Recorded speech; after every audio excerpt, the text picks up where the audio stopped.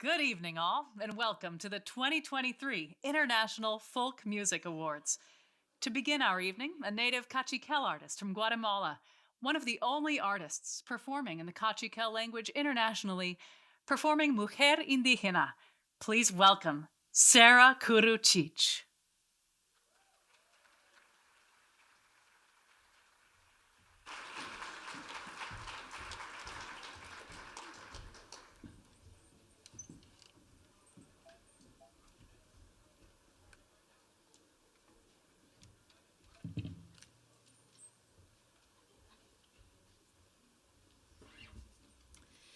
Good night, everyone.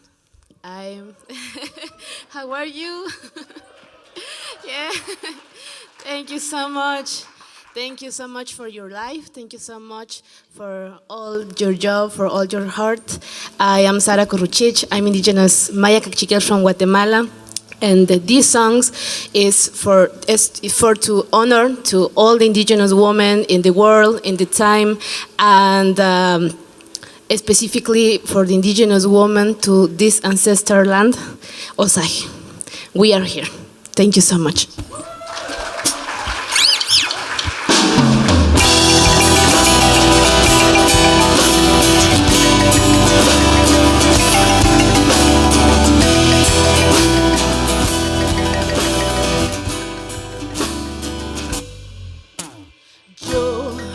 He nacido entre montañas, entre tejidos de tierra, aire y agua y fuego, palabras sin miedo, como aquel danzante en la esquina del universo. Soy un granito de maíz en el surco del tiempo, sembrada en un vientre de barro con rocío y canto de sol.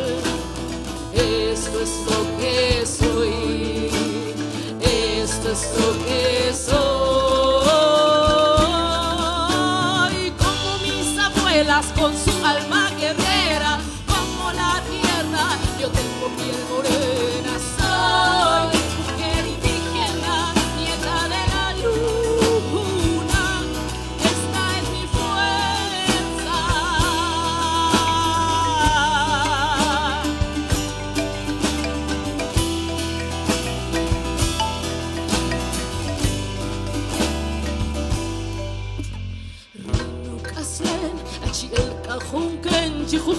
Jujun nutun riristaqet Geri kari qateh maruyonista petenech Riati serkibi serkifolo mekopeyin Inachiel junjuyuri batit kitikon Kariuchuka banukush banuchakur banuchumak banuchukar Romari mahunchi istabi mahunch kisilanta Mopanu kultale chukarina Chakul korikush del jare rinushe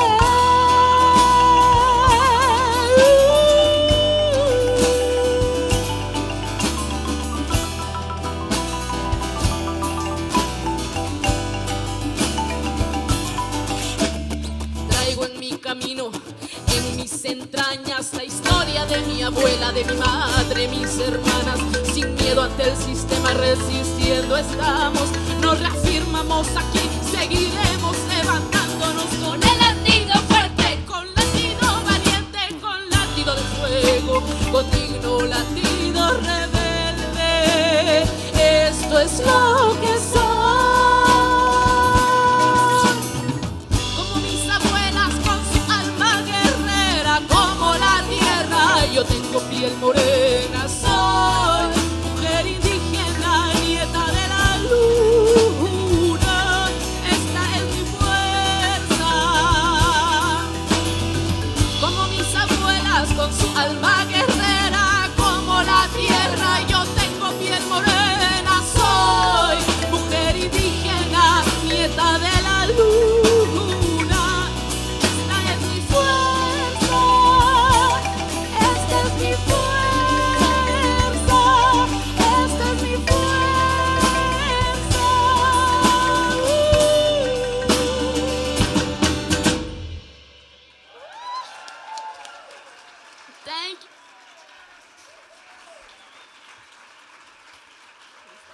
Thank you.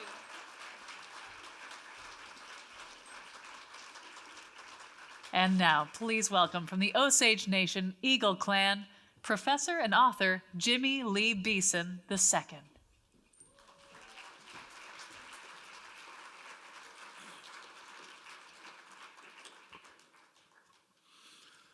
Hawe dahe, okashe ketashe, dadish kahel kashe, ia doa ekipshe kombra zani when we hoipi kombra. Doju jani wele dan, jinkan wele jinkan. Thank you everyone for, to the organizers for inviting me. My name is Jimmy Beeson. I'm from the Osage Nation. And I was asked to come and do a land acknowledgement.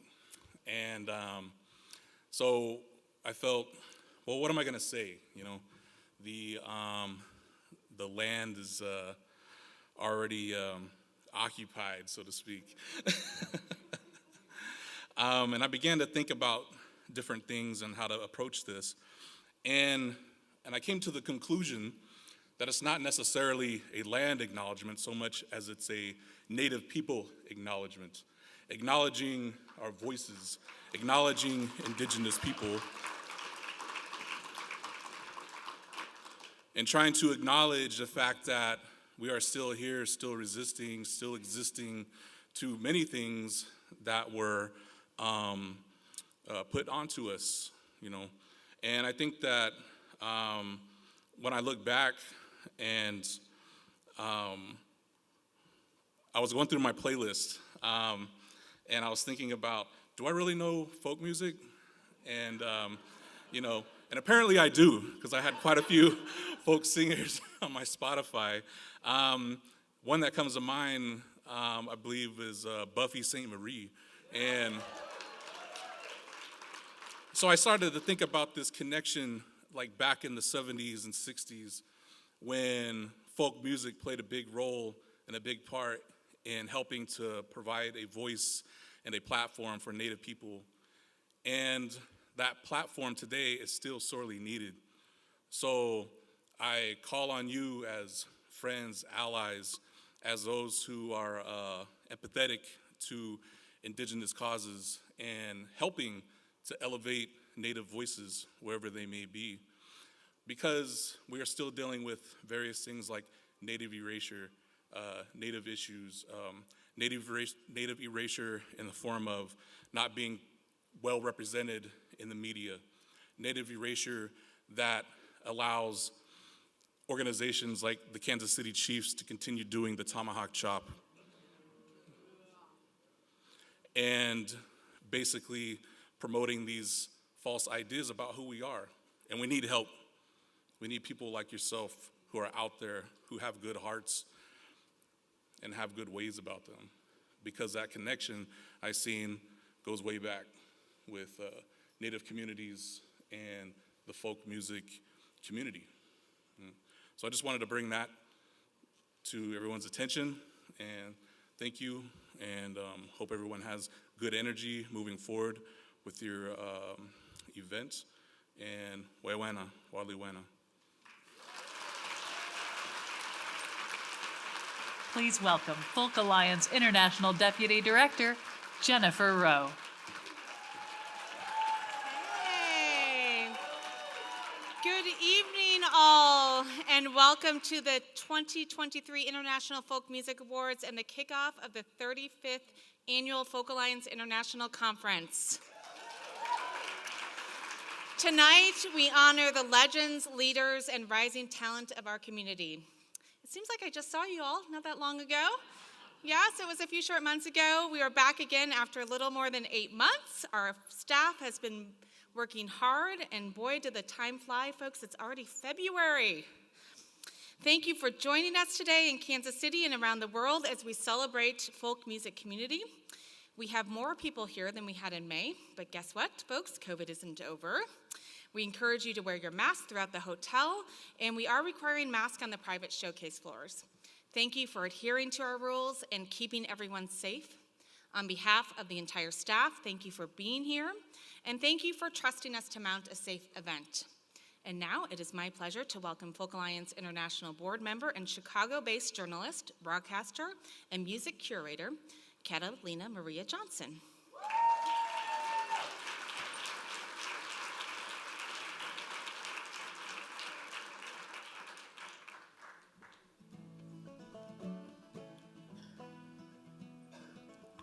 Thank you. It's a pleasure to be here with you tonight. Elaine Weissman was the co-founder of Folk Alliance International, and each year we present Lifetime Achievement Awards in her name to a living recipient, a memorial or legacy recipient, and an active organization in recognition of their tremendous impact on the folk music community. That's us. Tonight's recipients were determined by the voting membership of Folk Alliance, and we began the award show with a big one, this year's Living Lifetime Achievement Award. This year's recipient is a 10-time Grammy nominee whose songs and performances have resonated with the public for over 5 decades. Much of her music has poignantly focused on social issues as a pioneer of both confessional singer-songwriters music and social protest.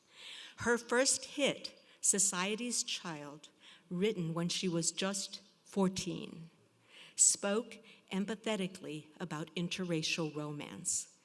And her indelible song, at 17, remains the anthem for ugly duckling girls maligned by false beauty standards. Ian was also a pioneer of artist-run labels with her Rude Girl Records, and after coming out with her groundbreaking 1993 album, Breaking Silence, she's been a beacon for LGBTQIA+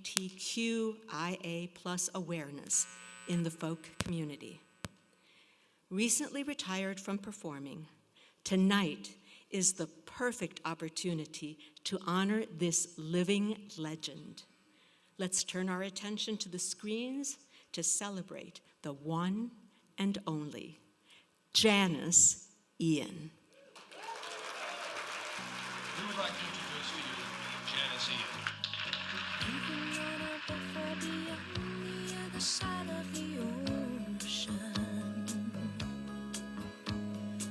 You in the morning, you won't even know I'm gone. I believe in the power of art, Janice Ian once said. I believe it can heal the broken in spirit, give strength to the fragile, ease the weary soul. For decades now, Janice Ian's art has done exactly that for countless fans around the world. For Ian, songwriting began at the age of 12. Raised on a farm in New Jersey, Janice Eddie Fink was attracted to folk music and counted Odetta and Joan Baez as her earliest role models. She changed her name to Janice Ian when she was 13. When she was 14, a guidance counselor realized Ian was happiest when she was writing. She told the administration I needed heavy counseling, Ian remembered. Then let me sit outside her office and write, instead of attending classes. In those sessions, Ian wrote a song about an interracial couple she'd seen on the school bus, imagining the disapproval and hypocrisy of the women's family and teachers. She succeeded in recording and releasing the song, and soon left school to pursue her music career. When she wouldn't let you inside, when she turned and said, but honey, he's not our kind. That first release, Society's Child, brought Ian early success, but also taught her some sobering lessons about America. She endured negative press, disruptions at her concerts, and even death threats due to its depiction of an interracial couple, and the song was banned in many radio markets. But an unlikely ally turned up to help, Leonard Bernstein, the country's foremost composer and conductor, who invited Ian to perform the song on a CBS TV special about rock music. That introduction of the song to a national audience took the song to number 14 on the charts, and the album Janice Ian was nominated for a Grammy in the folk category. I think that's quite a remarkable job for a girl of your age, and I congratulate you on what I'm sure is going to be a brilliant career. Thank you. Ian continued to write and sing, tour, and record, but she didn't have another hit for almost a decade. As she later told the Grammy Awards, I wrote my first song at 12, was published at 13, made a record at 14, had a hit at 15, and was a has-been at 16. I learned the truth at 17, that love was meant for beauty queens. Appropriately, her next big success was called At 17, a song about the cruelty of adolescence. It made it to number 3 on the charts. In October 1975, Ian performed it on the very first episode of a new sketch comedy show called Saturday Night Live. But ugly girls like me at 17.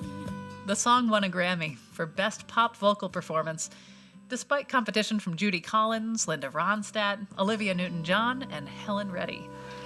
Thank you. It's been a long time. Ian spent the next years honing her skills while touring, performing, recording, and writing. She wrote music for films like Foxes and The Bell Jar, and continued releasing albums and singles.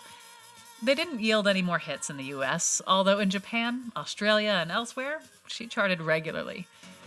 Breaking with her major label, she effectively had a hiatus from recording, with no US releases between 1981 and 1992, largely due to a series of personal and financial setbacks. But nothing could stop the music. She summed it up in an interview with Guitar Player. Everybody could take everything away from me, but they couldn't take my talent. Janis Ian's talent is, of course, prodigious. Her songs have been covered by artists as varied as Nina Simone, Spooky Tooth, Celine Dion, Camel, and even her early idol, Joan Baez. Her expressive singing won her that 1975 Grammy Award, along with many other awards and nominations. She notes that, as a woman, she gets less credit than she deserves for being a brilliant instrumentalist and band leader. But she doesn't let it bother her. As she told A&R Insider, Chick Corea thinks I'm a wonderful pianist. Chet Atkins thinks I'm a wonderful guitarist. How much does the rest matter? Ian applied all these talents to her 1993 comeback album, Breaking Silence. Sounding positive and empowered, she tackled tough and traumatic subjects like spousal abuse, incest, and the Holocaust. She also broke her silence about her own sexuality, confirming that my tilt is toward women. Her partner, Pat Snyder, stood behind her and helped finance the recording. The two later married and remain together today. As she later said in a song, I've led a fascinating life, had a husband and a wife. Breaking Silence earned another Grammy nomination and began a new phase of Janis Ian's career. Working mostly with smaller labels, including her own Rude Girl Records, she gradually came back toward her folk roots, working with great producers and artists like Ani DeFranco and John Jennings, and with pioneers of Americana like Willie Nelson and Chet Atkins. Her folk homecoming was signaled especially on the 2006 album, Folk is the New Black, which Rude Girl called a return to Janis's folk roots, and a true folk album, sparse but tasteful instrumentation underneath powerful lyrics of social and political commentary. Ian began exploring new vistas as a writer, publishing a regular column about queer life in The Advocate and several science fiction stories. In 2008, she published her autobiography, Society's Child. The audio version won her a second Grammy for spoken word album. To say this is a stunning upset would be an understatement. Janis Ian's latest recording, The Light at the End of the Line, is intended to be her swan song. I'd never managed to make an entire album that felt like it lived up to the talent I was lucky enough to be born with, she said. That is, until The Light at the End of the Line. I'm Still Standing is like the opposite of At 17, flipping the bird to the mean girls and accepting wrinkles and flaws as evidence of a life fully lived. When you hit the mark. Nina is an intensely personal love song to Ian's late friend Nina Simone. And Swannanoa brings Ian together with John Whelan and Nola Kennedy for an impeccable Irish-style elegy to place. The album brings Janice Ian full circle, earning her 10th Grammy nomination, which, like her first, is for Best Folk Album. It's a bittersweet moment, she says, but a grand one. I mean, you can't ask any more than that. They call and say, come dance with me, and murmur vague obscenities. At ugly girls like me, at 17.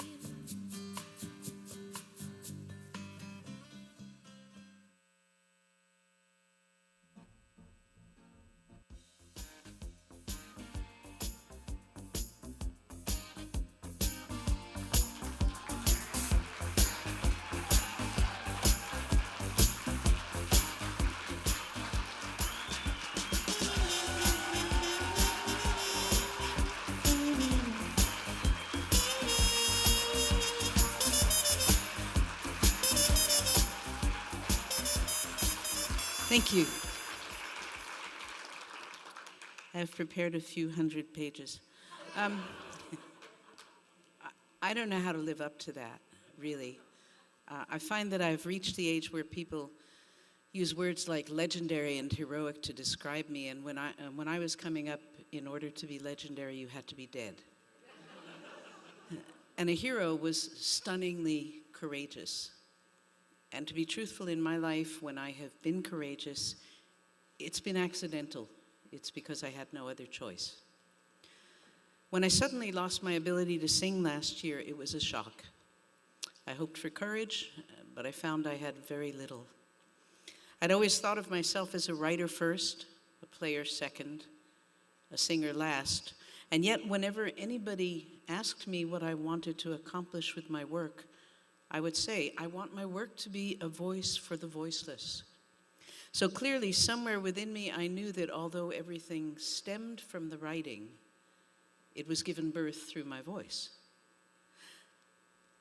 I got a strange virus. I was sick for a couple of weeks. I had laryngitis. I saw doctors. I saw more doctors. Months went by. I kept trying to rehearse for my fall tour. I couldn't intonate. I couldn't hold my notes. I couldn't phrase. I didn't know what would come out. So when I finally got the diagnosis, it was both a relief and a heartbreak. The loss of a singer's voice is a death in the family, and like any death, I feel it every day. I'm surprised that the sun still comes up. I'm shocked that other people sing beautifully and admirably without me. To lose something this big is to join a very exclusive club, and it's only understood by other people in that club. Anyone who tries to console you by pointing out how lucky you are that it's not worse, I'm not even going to say what I would do to them. They don't realize that other people's suffering is no consolation when you are suffering yourself. People don't know what to say to me about it, but in fairness, how can they when I don't know what to say yet? It's been less than 6 months that I sing in the shower, and what comes out shocks me. I learned to live with it. We all learn to live with things, but it doesn't make me happy. One of the most frightening things has been the realization of how much time I wasted. I know I've created a body of work to be proud of. Make no mistake, that beautiful presentation stunned me. To see people I loved and had worked with, like Chick or Chet or Shadow Morton or Brooks Arthur, people who changed my life, moved me. I can't begin to tell you how much it moved me. And yet, I slacked off so much. I struggle with how heavily time weighs when I can't do what I was born to do with the time remaining to me. Something that sets artists apart, I believe, is our perception of time. I think that artists are born looking at the hourglass and watching it run out. Everyone else measures time by births and deaths, by anniversaries, by weekends. But we measure time by whether or not we have accomplished what we feel our talent allows us to accomplish. Well, as the saying goes, I now have more years behind me than I have before me. And in the midst of my own loss, I want to say two things to my colleagues who keep asking me for advice. You should realize by now that what I'm talking about is for you, because things can change on a dime, and yet we go on. It's the miracle of being human that we can go on. First of all, trust your talent.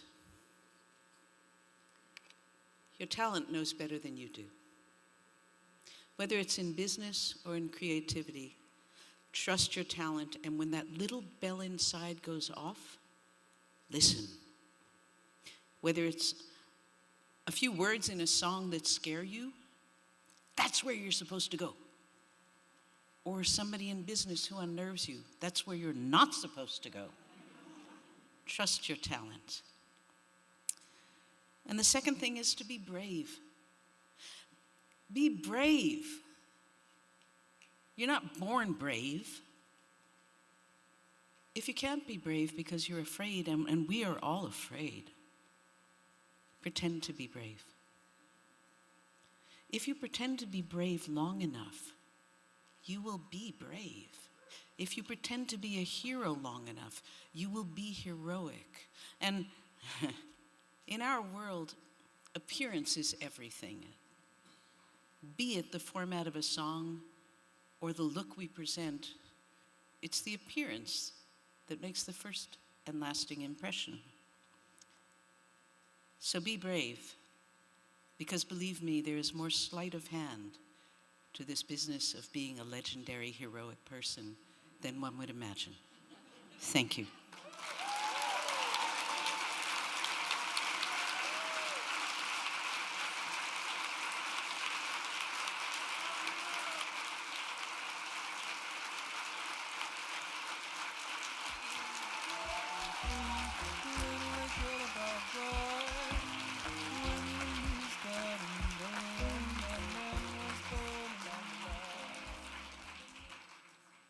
Honoring Janice Ian's remarkable scope of creative work, please welcome to the stage, Jake Blunt.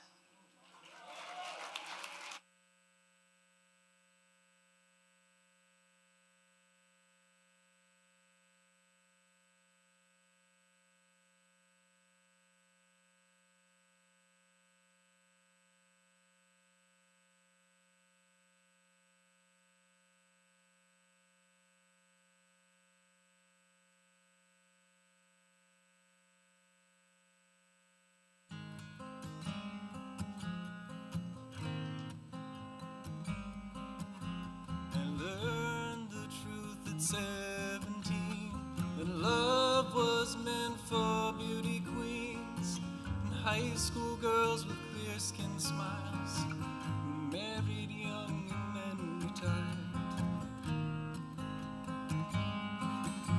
The Valentines I never knew, the Friday night charades of youth were spent on one more beautiful. At 17 I learned the truth.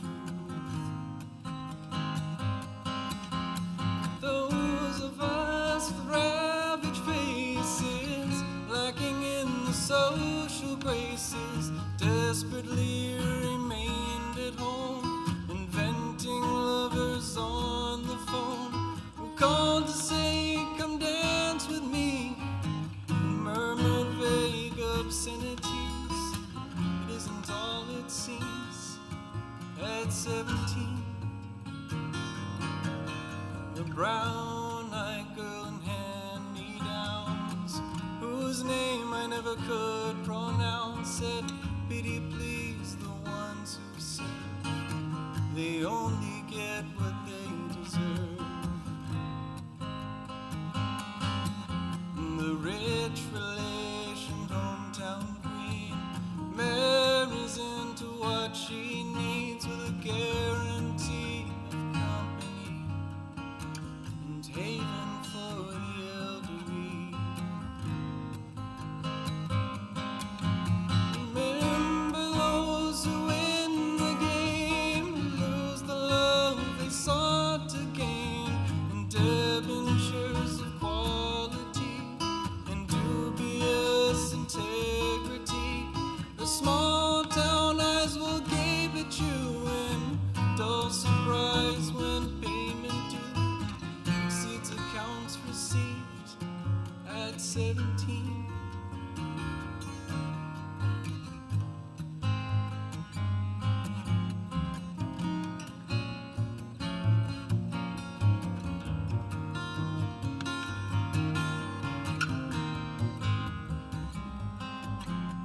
those of us who knew the pain of Valentines that never came, those whose names were never called when choosing sides for basketball.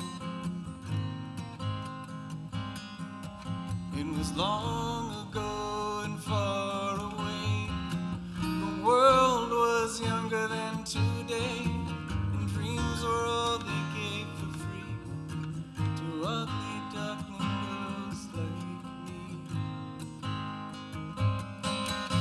We play the game, and when we dare to cheat ourselves at solitaire, inventing lovers on the phone, repenting other lives unknown, to call and say, come dance with me, murmur vague obscenities at ugly girls like me at 17.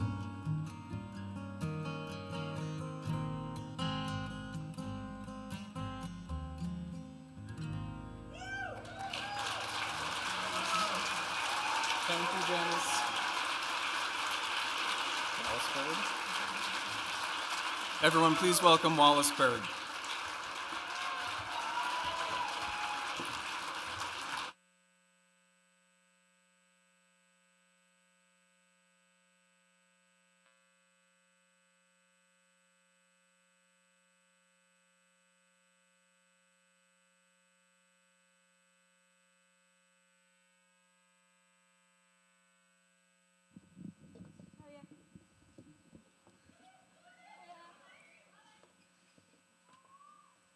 Hi, Janice.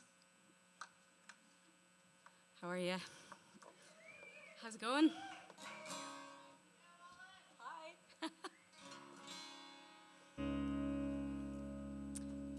Well, there's no pressure at all to sing the writer's song in front of them. None at all. My right nostril is running. It's fine.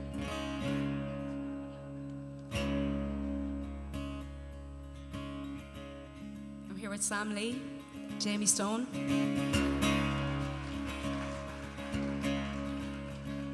Right. This is Better Times Will Come.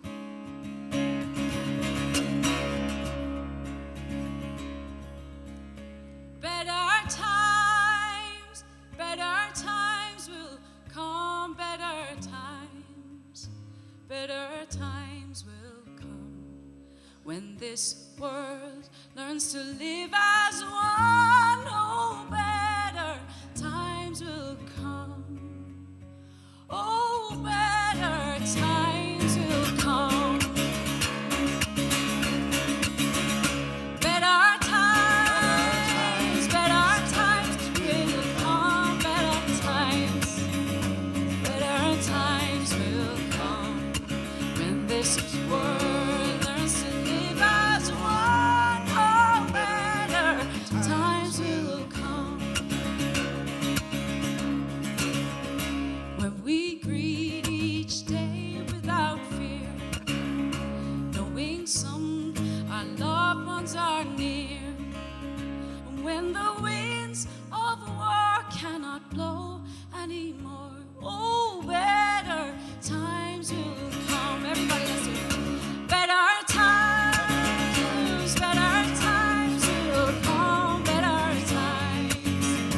Better times will come when this world learns to live as one. Oh, better times will come.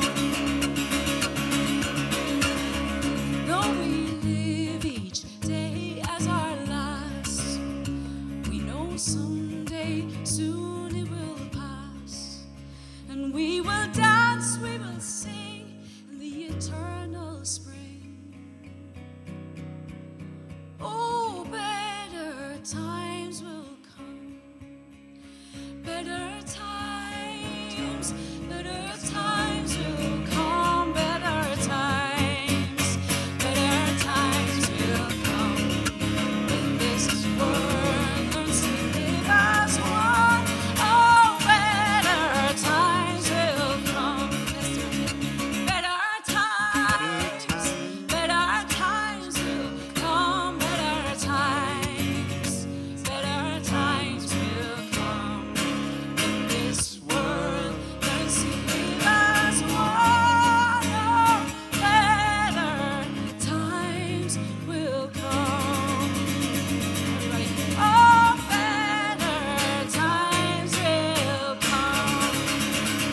Genesee, and thank you forever.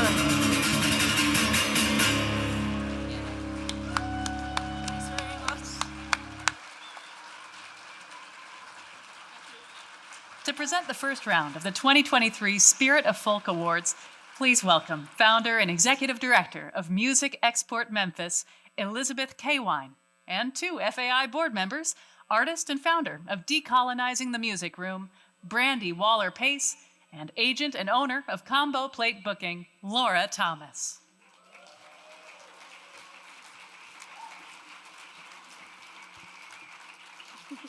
Hi everyone, I'm Laura. Welcome. The Spirit of Folk Awards are presented each year to recognize people and organizations actively involved in the promotion and preservation of folk music throughout their creative work, community building, and demonstrated leadership. These are the folks in our community doing the incredible work who are not always on stage or in the spotlight, but who help shine the light on all that we do. Tonight's first recipient is an acclaimed musician, producer, researcher, and founder of Marimbea, an organization dedicated to the well-being of the Afro-Colombian communities from the country's South Pacific coast. By arranging music-centered cultural tourism excursions, Marimbea strives to generate alternative sources of income, knowledge exchanges, and support networks for artists in marginalized and remote communities. This work has had an impact on the economic development in the region and the preservation of a vibrant and unique musical tradition. Please join me in congratulating Spirit of Folk recipient Adrián Sobogal.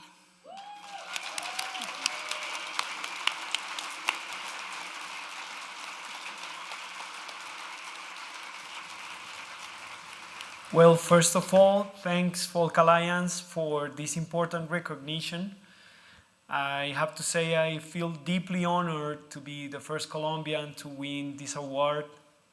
And this work we have been doing with Marimbea around cultural tourism is a work we have been doing together with a great team and some local organizations that work with culture in the Pacific. So that's why I want to dedicate this award to them for opening their hearts, opening their houses and their territories for us to come and enjoy this vibrant culture and this vibrant territory. And that's why I'm inviting all the people in the room to come with us to enjoy this experience we are offering, and also to create new ideas and collaborate with all your great projects. So thanks again Folk Alliance, and thanks all of you.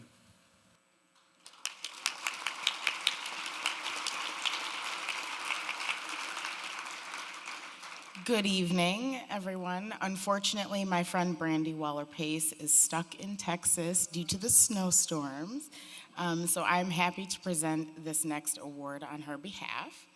My name is Lillian Werbin. I'm co-owner and president of Elderly Instruments in Lansing, Michigan. Our next Spirit of Folk recipient is the creator of All Wigged Out, a poignant and witty musical theater production and now film, recounting her harrowing triumph over breast cancer. Painfully funny, it is an example of the power of music and humor to inform and heal. Along with her partner, Kathy Fink, this 2-time Grammy Award winner and 11-time nominee has been recognized with over 60 Washington Area Music Association awards for their folk, bluegrass, and children's music recordings. Please join me in congratulating the fabulous Marcy Markser.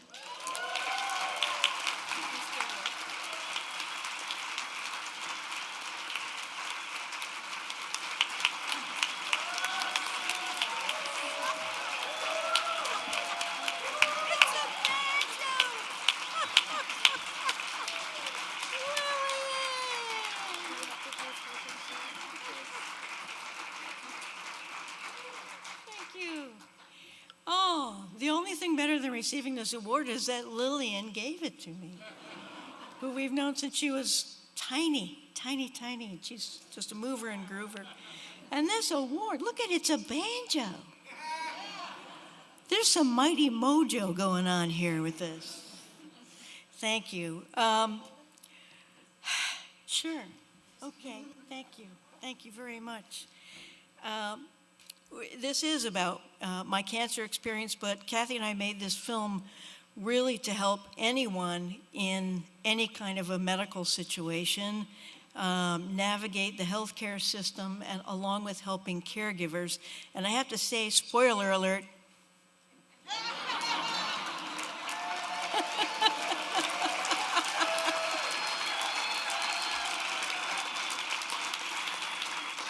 and Lillian told you about the film. It's going to be available for streaming in the middle of May. If you'd like more information or like to see it, check out kathymarcy.com or talk to us. We're walking around here, of course. And speaking of Kathy, I really have to thank my partner in mischief, my partner in joy, my partner in life, my partner in music, Kathy Fink, my partner of 40 years.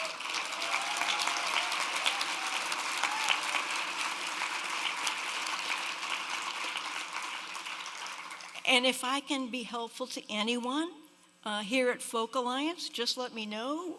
Talk to Kathy, talk to me, and we're happy to chat. Thank you so much. Thank you, Folk Alliance.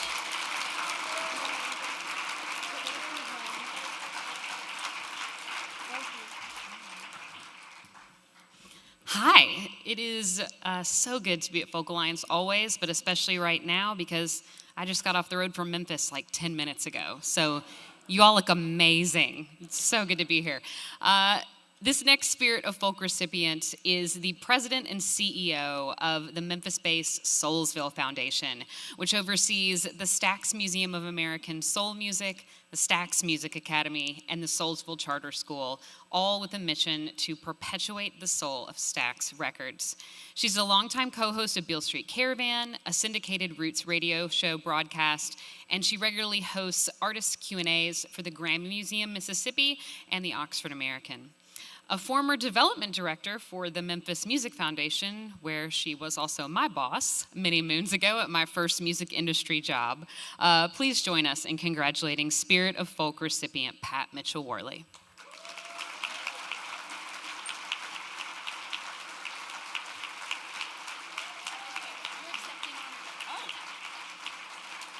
Pat could not be here. I'm so bummed, so I'm very glad to accept this on her behalf. To reveal the first of our member-voted Best of 2022 awards, please welcome to the stage two FAI board members, Executive Director of the Calgary Folk Music Festival, Sarah Leishman, and the Recording Academy's New Orleans-based Membership and Industry Relations Representative, Reed Wick.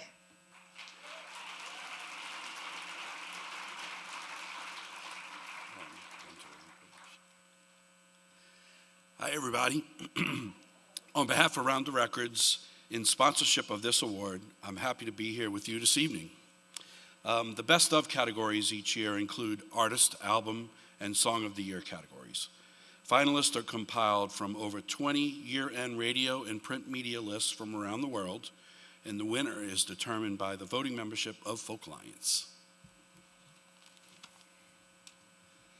It's my great pleasure to announce the nominees for the 2022 Album of the Year, sponsored by Rounder Records.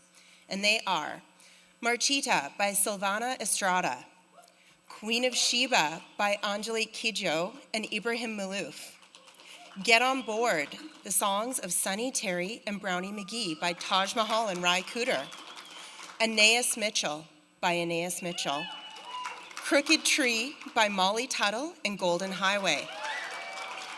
And the winner is, the 2022 Album of the Year is Crooked Tree by Molly Tuttle and Golden Highway.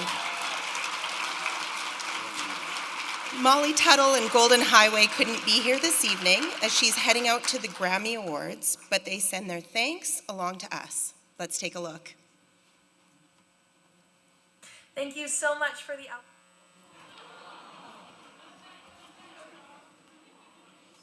Thank you so much for the Album of the Year award. This is a huge honor and it means a lot to me. I started going to Folk Alliance early on in my career and I've had some really incredible memories at the conference. Folk Alliance International, you've done so much for me and for musicians like me.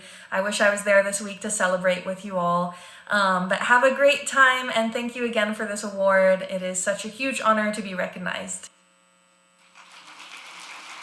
And now, a word from our sponsor, Rounder Records.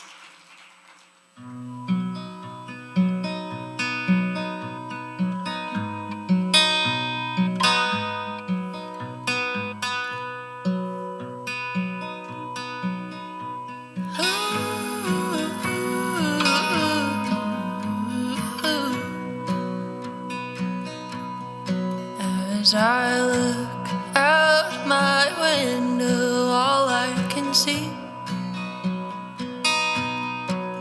is a bush of rhododendron flowers staring back at me,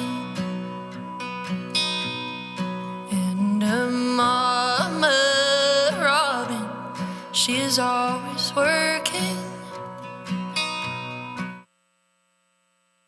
To present the first two inductees into the Folk DJ Hall of Fame, please welcome industry legends and past inductees, Mary Cliff, Dr. Jonathan Overby, and Mary Catherine Alden.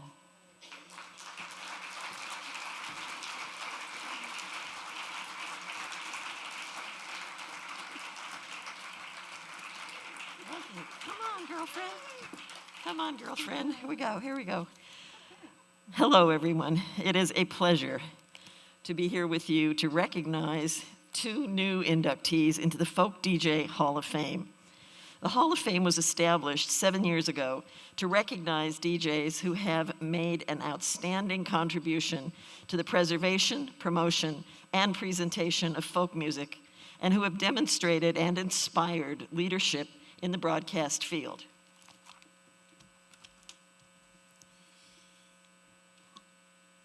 Our first inductee has had careers in education, PR, and high tech, and polished her voice skills by narrating books for blind readers. In 1995, she became an on-air host and music director at Boston's premier folk station, WUMB-FM, and served on the board of the legendary club Passim. Spending 10 years as PR director at Perkins School for the Blind, she used her media experience to advance the cause of blindness and Braille education worldwide, and even advised students in establishing their own radio station. Returning to Chicago, she taught communication classes to a wildly diverse population of hip-hop artists and producers until 2020, when one Rich Warren invited her to host Chicago's longest-running music radio show, The Midnight Special, and now hosts the Folk Stage Live concert series as well. Please join us in celebrating Marilyn Ray Byers' work and stalwart support for the community.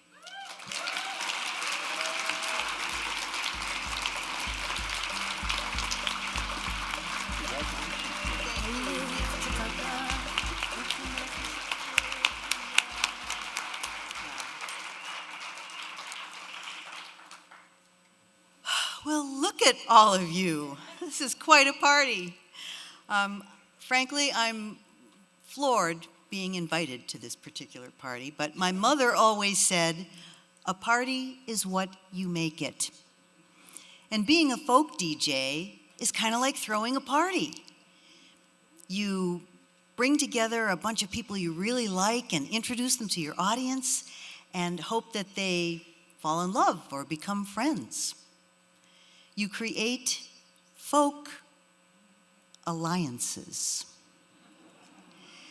that intersect generations, races, languages. It's our shared heritage. A folk DJ wants to love every single new song. We want to make the most of every moment on the air. We want to reach across that anonymous air and introduce listeners to new music and old music so that they can look around and open up and evolve with the new while honoring this music that humans have made since we first opened our mouths to sing and learned to strum with our fingers. It's a big party and we are all invited. I am particularly grateful to Folk Alliance International for my invitation to this party.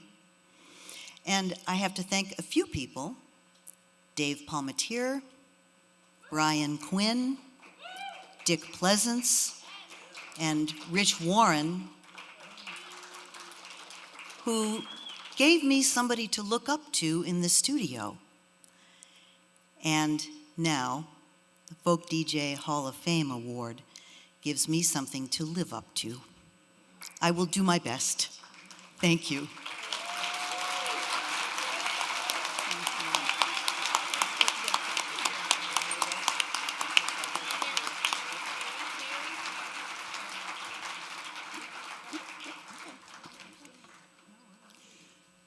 Tonight's second inductee was known as a radio personality and walk-in encyclopedia of Hawaiian music history. The musicologist, award-winning liner notes writer, and record producer was the son of a prominent local broadcaster and songwriter, Harry B. Soria, Sr. Ironically, his interest in Hawaiian music was sparked by hearing cool old records far from Hawaiian shores while at college in San Francisco. Upon returning to Hawaii, he bonded with his dad over his vintage Hawaiian records. A passion for music of this period led to guest spots on KCCN in 1976 and his weekly Territorial Airwaves radio show of recordings from his personal collection in 2019. Territorial Airwaves became the longest-running Hawaiian music show in radio history. His extensive record collection and archives are being donated to the Hawaii State Archives, and it's our honor to induct the late Harry B. Soria, Jr.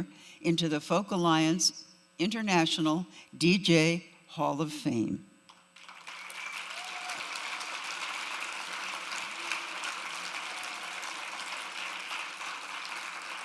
To accept the award on his behalf, let's look to the screen from a message from Harry B.'s wife, Kilohana Silvi. Aloha, everyone. My name is Kilohana Silv. I'm the wife of Harry B. Soria Jr., the host and founder of Territorial Airwaves. And on behalf of my husband, I would like to say thank you to the Folk Alliance International for the great honor of inducting my husband, Harry B., into the Folk DJ Hall of Fame. Behind me, you see a small part of his record collection of over 10,000 Hawaiian records. It was his life's work to promote Hawaiian music, and all of these records are going into the Hawaii State Archives, where they will be digitalized for generations to come to enjoy. Thank you so much for helping to perpetuate his legacy.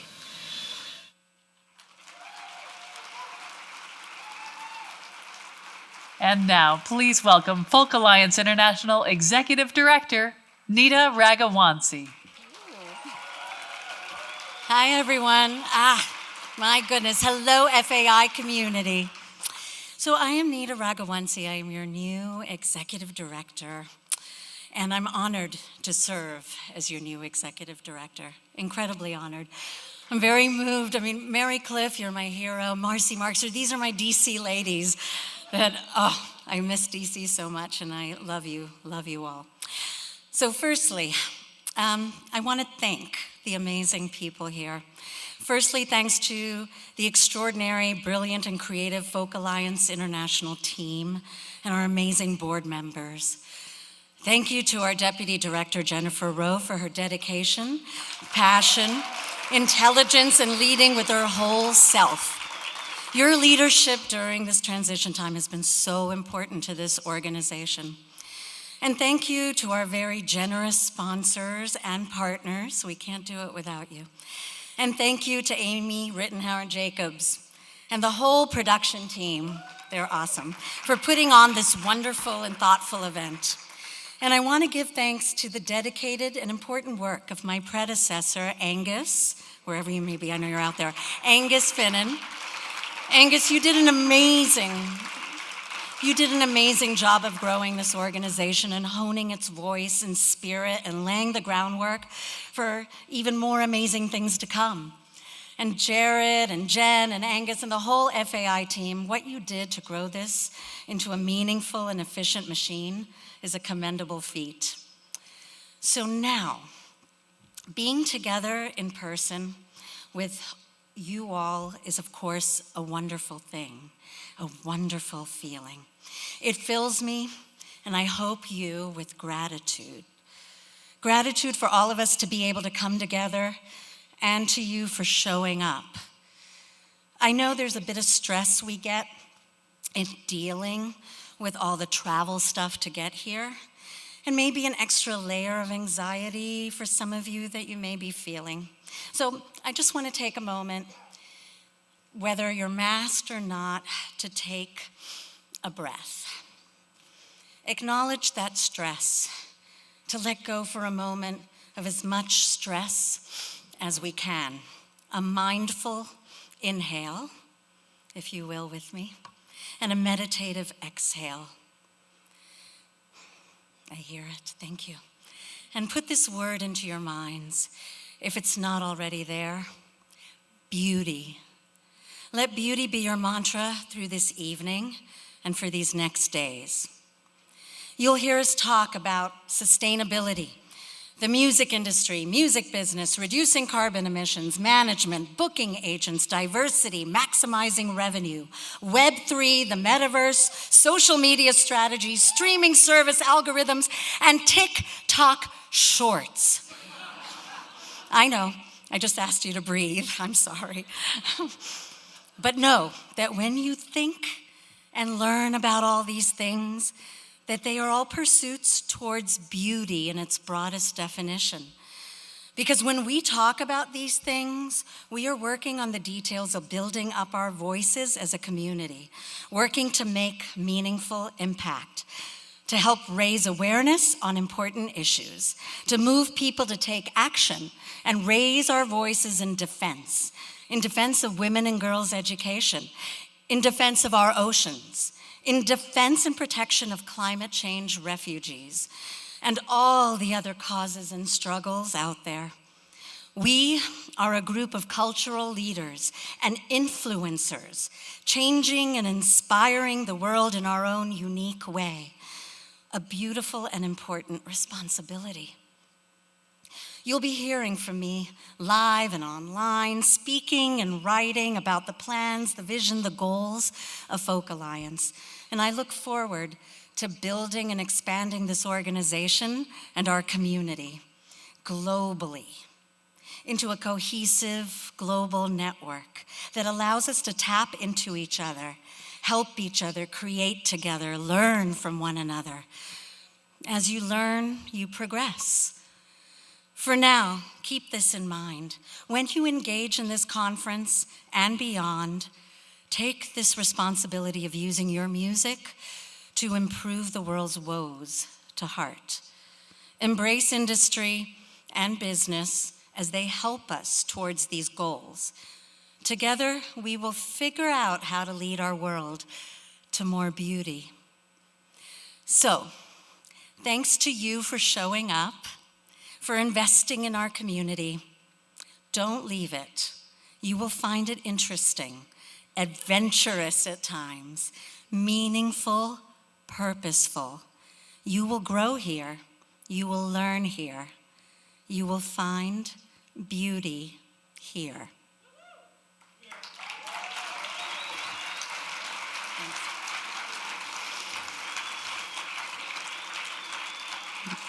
And so, on with the show. Awards, awards. I am thrilled and honored to present this next award. The Rising Tide Award was launched in 2021 to celebrate a new generation artist under 30 who inspires others by embodying the values and ideals of the folk community through their creative work, community role, and public voice. It is my pleasure to introduce this year's recipient. Tonight's recipient certainly and most assuredly points folk music towards its future, a future that's cosmopolitan, multifaceted, and multilingual, qualities that boldly speak to our community's heart and signify hope and promise. Coming from a folk family and growing up in Boston, Mass., Maine, Puerto Rico, and Argentina, her songs show influence of each of these places. And as a native Spanish speaker who's spent most of her life in the States, she moves easily between the two languages, not me, and in her songwriting, adding the occasional scat, an influence from her high school days in jazz. Her deep talent and her ability to blend different influences within sharply rendered yet gently flowing songs helped her win NPR Music's prestigious Tiny Desks contest and Folk Artist of the Year at the Boston Music Awards. We at Folk Alliance International are very excited to see where her path leads and know she will continue to move us along with her. Please join me in congratulating the 2023 Rising Tide recipient, Elisa Amador.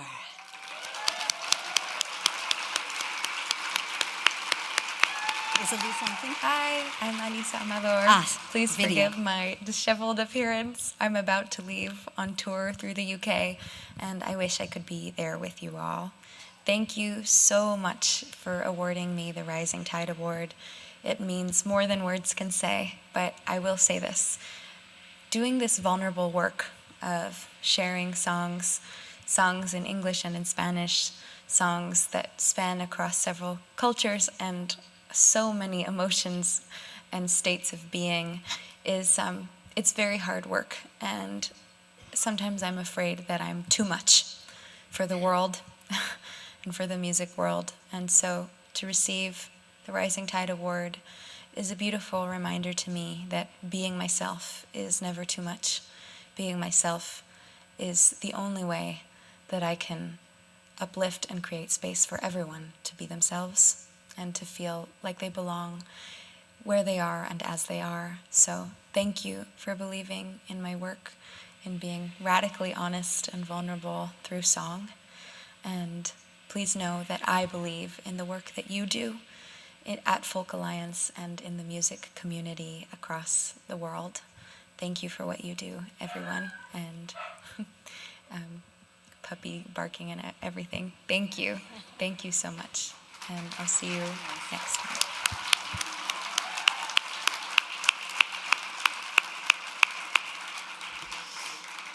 And I am deeply honored to present this next award, which honors the socially conscious roots of folk music and is presented annually to an individual who has unabashedly embraced social and political commentary. Embrace social and political commentary in their creative work and in their music career. Past recipients include Bruce Coburn, Buffy Sainte-Marie, Ani DeFranco, Jackson Brown, and Jason Mraz. This year's People's Voice Award recipient as an artist has traveled through time and space, opening the channels between lost or hidden touchstones of roots music and the present day. As a member of the Carolina Chocolate Drops and Our Native Daughters, and in her solo work, she has shined as a multi-instrumentalist and composer, as truth and justice seeker, as folklorist and activist, bringing immediacy to long-lost stories and creatively telling moments of survival and adaptation through the flexible agents of rhythm, language, and intimate human connection. Her work is political and warmly welcoming, cerebral, and highly danceable. Based in New Orleans After growing up in a Haitian family in New York, tonight's recipient adds detail to music's map and gives voice to people whose struggles and triumphs define their diasporic evolution. In 2022, she released the album Breaking the Thermometer, the culmination of her most complex project yet, a multimedia performance telling the story of the first independent radio station in Haiti. This album made best of 2022 lists at NPR Music, Pop Matters, and Mojo, in addition to former President Barack Obama's list of favorite music for 2022. Cool. Please join me in congratulating the 2023 People's Voice Award recipient, the amazing Layla McCalla. Where's Layla?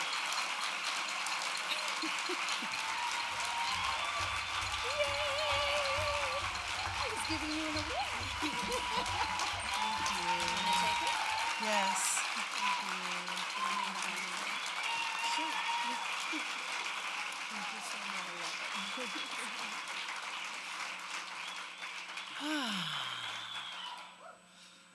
I am so incredibly grateful to this wonderful community, this exceptionally nurturing and loving community here at Folk Alliance. This award is extremely life-affirming and validating, and I have a lot of people to thank. There are too many people to thank, but I want to mention a few. I want to thank my managers, Krista Stolting and Noelle Penapento, for their dedication to my projects and for helping me to see the bigger picture, for seeing the bigger picture themselves. I'm grateful to my bandmates, Sean Myers, Pete Olenchu, and Nahum Zadibel, who none of you know them, but they're incredible. And they helped me to manifest all of my musical ideas. I wouldn't be here if it weren't for the kinship and solidarity and love of my sisters, of our native daughters, Allison Russell, Rhiannon Giddens, and Amethyst Kia.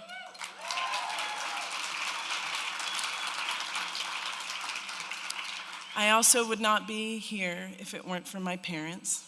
None of us would be here if it weren't for our parents. But my parents taught me about human rights. They immigrated to the United States as children, their families fleeing the viciousness of the Duvalier dictatorship in Haiti.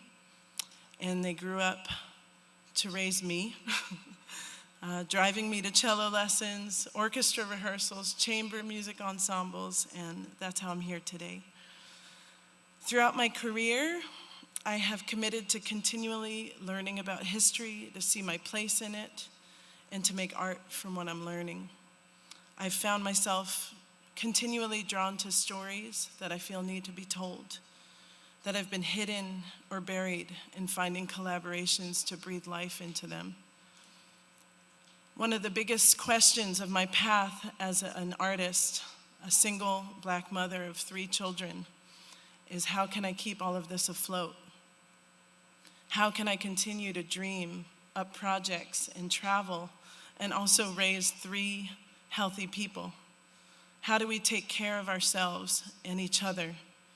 How can we grow our careers, feel creatively inspired, nurture our loves, and still feel hope?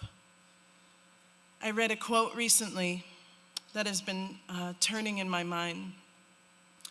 It's by a woman named Miriam Kaba, who's an abolitionist and community organizer for incarcerated youth and their families, and she's known for saying that hope is a discipline.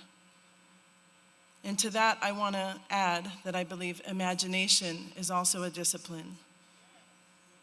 Imagination is our currency. We cannot create the world that we want to live in or the change that we want to see unless we can imagine it. We live in a capitalist, neo-colonial society that seeks to stifle our imaginations, and the work that we do as artists is the active undoing of this conditioning.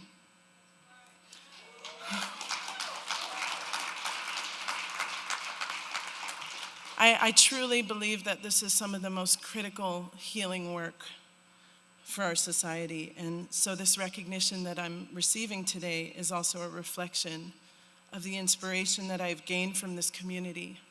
And I'm so grateful to all of you for being here. I want to end by raising a glass to those that we've lost in the struggle, proverbial glass. In Haitian Creole, we say kembe femme, and it means to hold strong. I also want to say that Black Lives Matter. Hold strong. Thank you.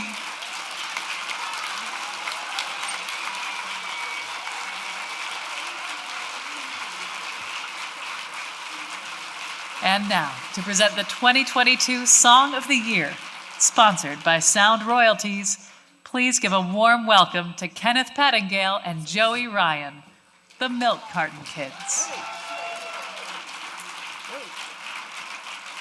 Hello, Folk Alliance. How exciting it is to be back. I was just in the Virgin Islands about 15 hours ago. You don't look like it. I have to say, were you indoors the entire time? What were you doing? Just saying, I don't like the cold here. But truly, like, how long has it been since we've been here? 5, 6, 7 years? Mm-hmm. This is the most exciting thing this year for us. We've been looking forward to it, and I'm just thrilled we're here. We're also going to, what are we doing?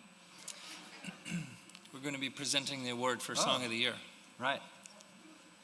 Am I going to be doing that, or are you going to be doing that? Well, if you'd like to do it, there's a script right here for you. Okay, well, these are the songs that topped the charts, held an important message, showcased the craft of fine writing, and made an impact on our community. The nominees in this category are Udero, written by Aruj Aftab, performed by Aruj Aftab, featuring Anushka Shankar.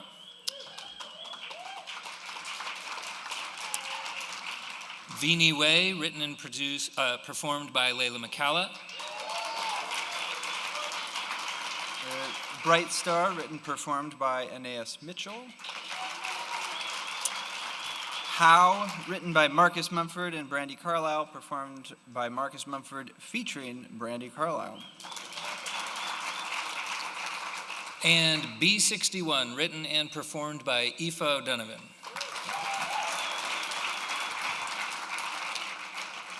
And the award for 2022 Song of the Year goes to, well, we have a tie. Well, you say one and I say one. It's perfect. Great. Bright Star by Aeneas Mitchell. And B61 by Aoife O'Donovan.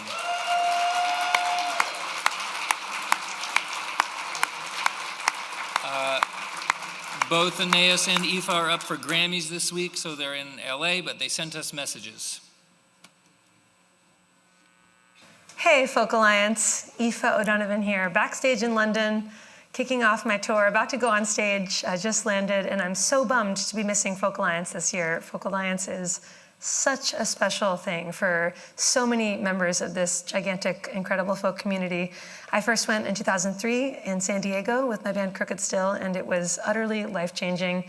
It's where we got our first gigs. It's where we met so many lifelong friends, and to be nominated for these awards almost 20 years later just feels kind of surreal. So thank you so much for the recognition to everybody who was involved in making that happen. Congratulations to all the other nominees for Song of the Year, Aruj Aftab, Layla McCalla, Marcus Mumford and Brandy Carlisle, and Aeneas Mitchell, all friends and incredible songwriters.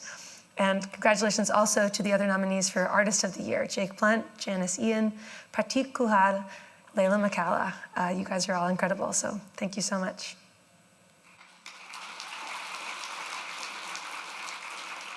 Hey, Folk Alliance. Thank you so much. I so wish I could be with you all right now to celebrate with the nominees and everyone at the conference. Thanks for recognizing Bright Star. I know this is a community full of songwriters. Everyone chasing that same thing. Everyone is obsessed with songs like me, and that means so much to me. And I know that we all know that the best song, there is no best song. The best song is always the next one that we're about to write. So keep writing, and I love you all. Thanks, Folk Alliance, for everything that you do for us.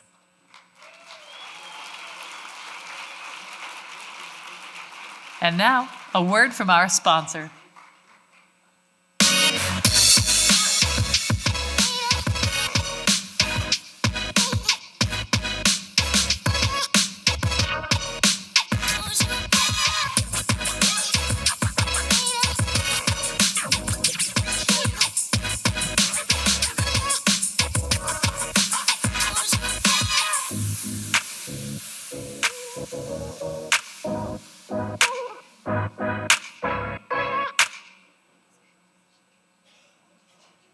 Please welcome Folk Alliance board member and NPR music critic and correspondent, Ann Powers.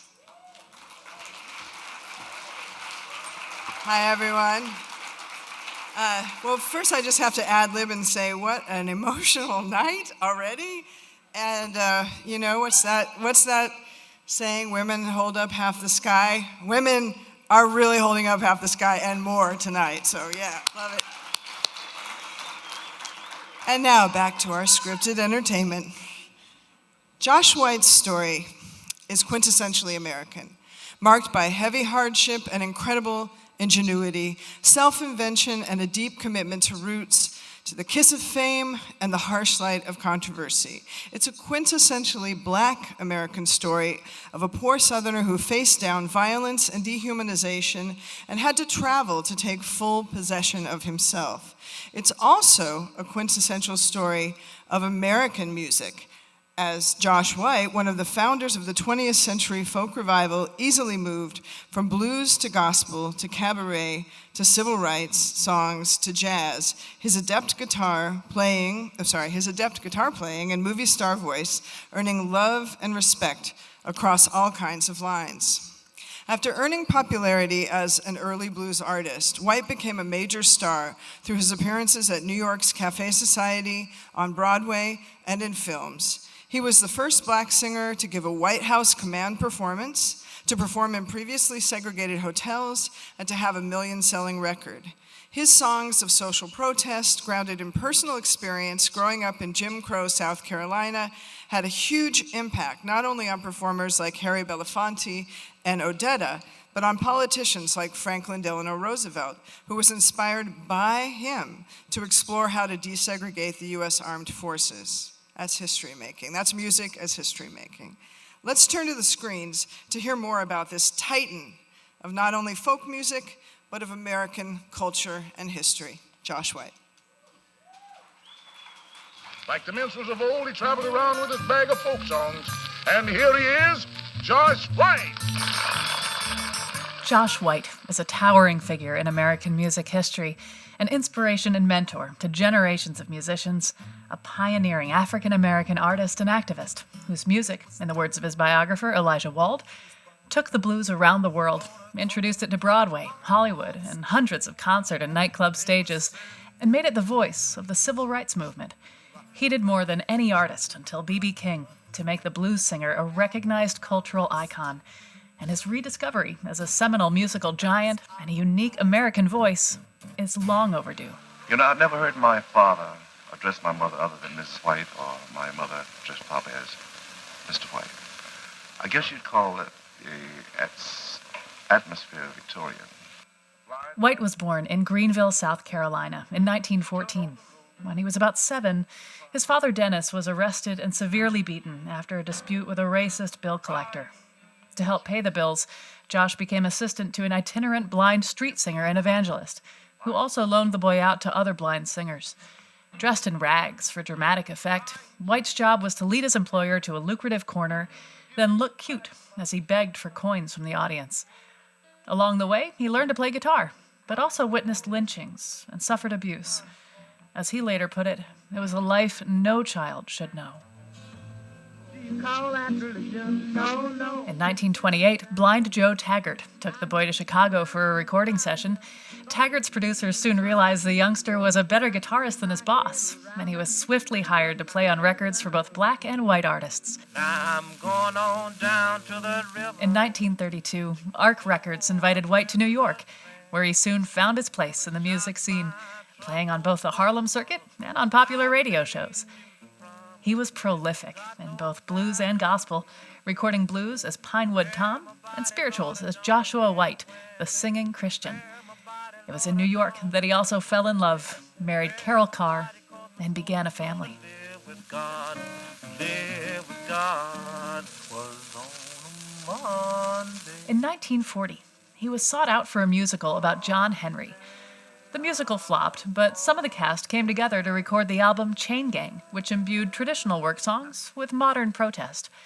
The project intrigued the leftist folk scene in New York, including Leadbelly, Woody Guthrie, Pete Seeger, and Alan Lomax. The young political folk group the Almanac Singers welcomed White as a kindred spirit. With their help, White recorded Southern Exposure, an album protesting Jim Crow segregation, which found success within the Harlem cultural scene and progressive audiences nationwide. Lord, I would call the week in the blazing sun. After Southern Exposure, White was invited to the White House to perform for Franklin and Eleanor Roosevelt, who eventually considered him a close friend and advisor on issues important to the black community. Well, you sing it and we'll listen. Got you covered. By the mid-1940s, White had expanded beyond its blues and gospel roots to sing traditional English ballads, jazz, and contemporary popular songs. Joined by Leadbelly at the Village Vanguard, he was the first folk act to play a New York nightclub. Everybody flying but a Negro like me, Uncle Sam said. His appearances with Libby Holman were even more groundbreaking, constituting in themselves a protest against segregation. He enjoyed a multi-year run at Cafe Society and even appeared in several Hollywood films. Just as sure as the birds fly in the skies above. Josh White soon became a familiar voice against racism and segregation. His signature hit, One Meatball, was a subtle song of protest against poverty, and in 1944 became the first million-selling record by a black artist. Well, you get no bread with one meatball. In 1950, while on tour in England, White received the devastating news that he'd been blacklisted, accused of being a communist. His reaction was to voluntarily testify before the House Un-American Activities Committee, all the while standing by his anti-segregationist principles and refusing to identify anyone as a communist or leftist. Since he didn't name names, White remained under suspicion, but his friends on the left were angry at him for testifying at all. His American career in ruins, White spent most of the next decade in Europe. By the late 1950s, as the blacklist era faded, White returned to the U.S. as a recording artist, initially with the newly launched Elektra label. When the folk boom took off in 1958, White was on the scene to mentor artists like the Kingston Trio, Don McLean, Peter, Paul, and Mary, and most importantly, his own son, Josh White Jr. Delia's gone, one more round, Delia's gone. In the 60s, his music and political activism continued. He was invited to perform at Martin Luther King Jr.'s March on Washington, as well as major folk festivals like Newport. He died of a chronic heart condition in 1969 at the age of 55. In the years since his death, White has been honored with a U.S. postage stamp and a memorial in his hometown of Greenville. But today, he's often unfairly overlooked in histories of American music.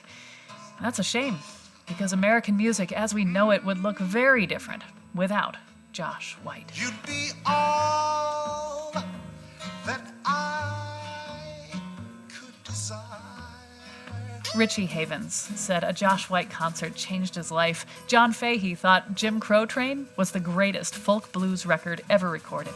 Damn that Jim Crow. White was a similar influence on an astonishing number of artists, inspiring the likes of Harry Belafonte, Lena Horne, Merle Travis, Lonnie Donegan, Ry Cooder, Judy Collins, Janis Joplin, David Crosby, Led Zeppelin, and the Grateful Dead. Even the Beatles and Elvis spoke with reverence of Josh White. So should we all. There's no man like Joshua at the Battle of Jericho. I say there's no man like Joshua, no man like Saul. There's no man like Joshua at the Battle of Jericho. That morning, Josh at the Battle of Jericho, Jericho. To accept the award, please welcome the son of Josh White, Josh White Jr.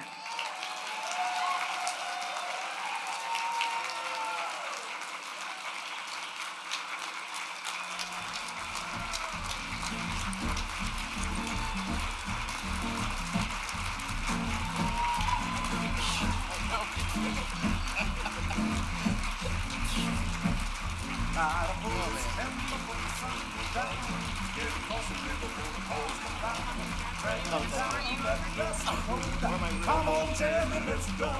I'm Timbo. Lost this Timber's got a roll. I'm Timbo.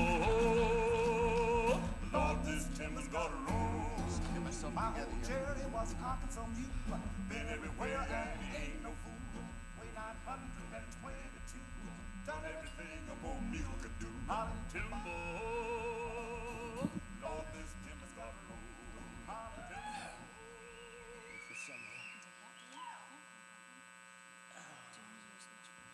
Oh, yeah, I should use these first. Oh,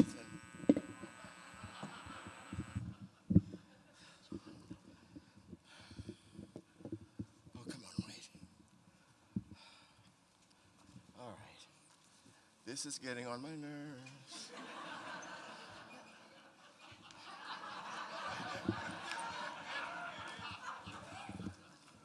Come on.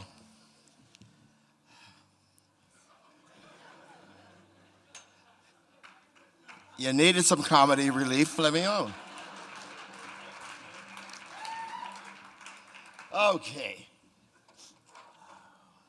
Oh, my nose. You see me okay? All right. Truly, truly, on the behalf of my mother, my sisters, our children and grandchildren, I do humbly accept this award for our father, Josh White. It's...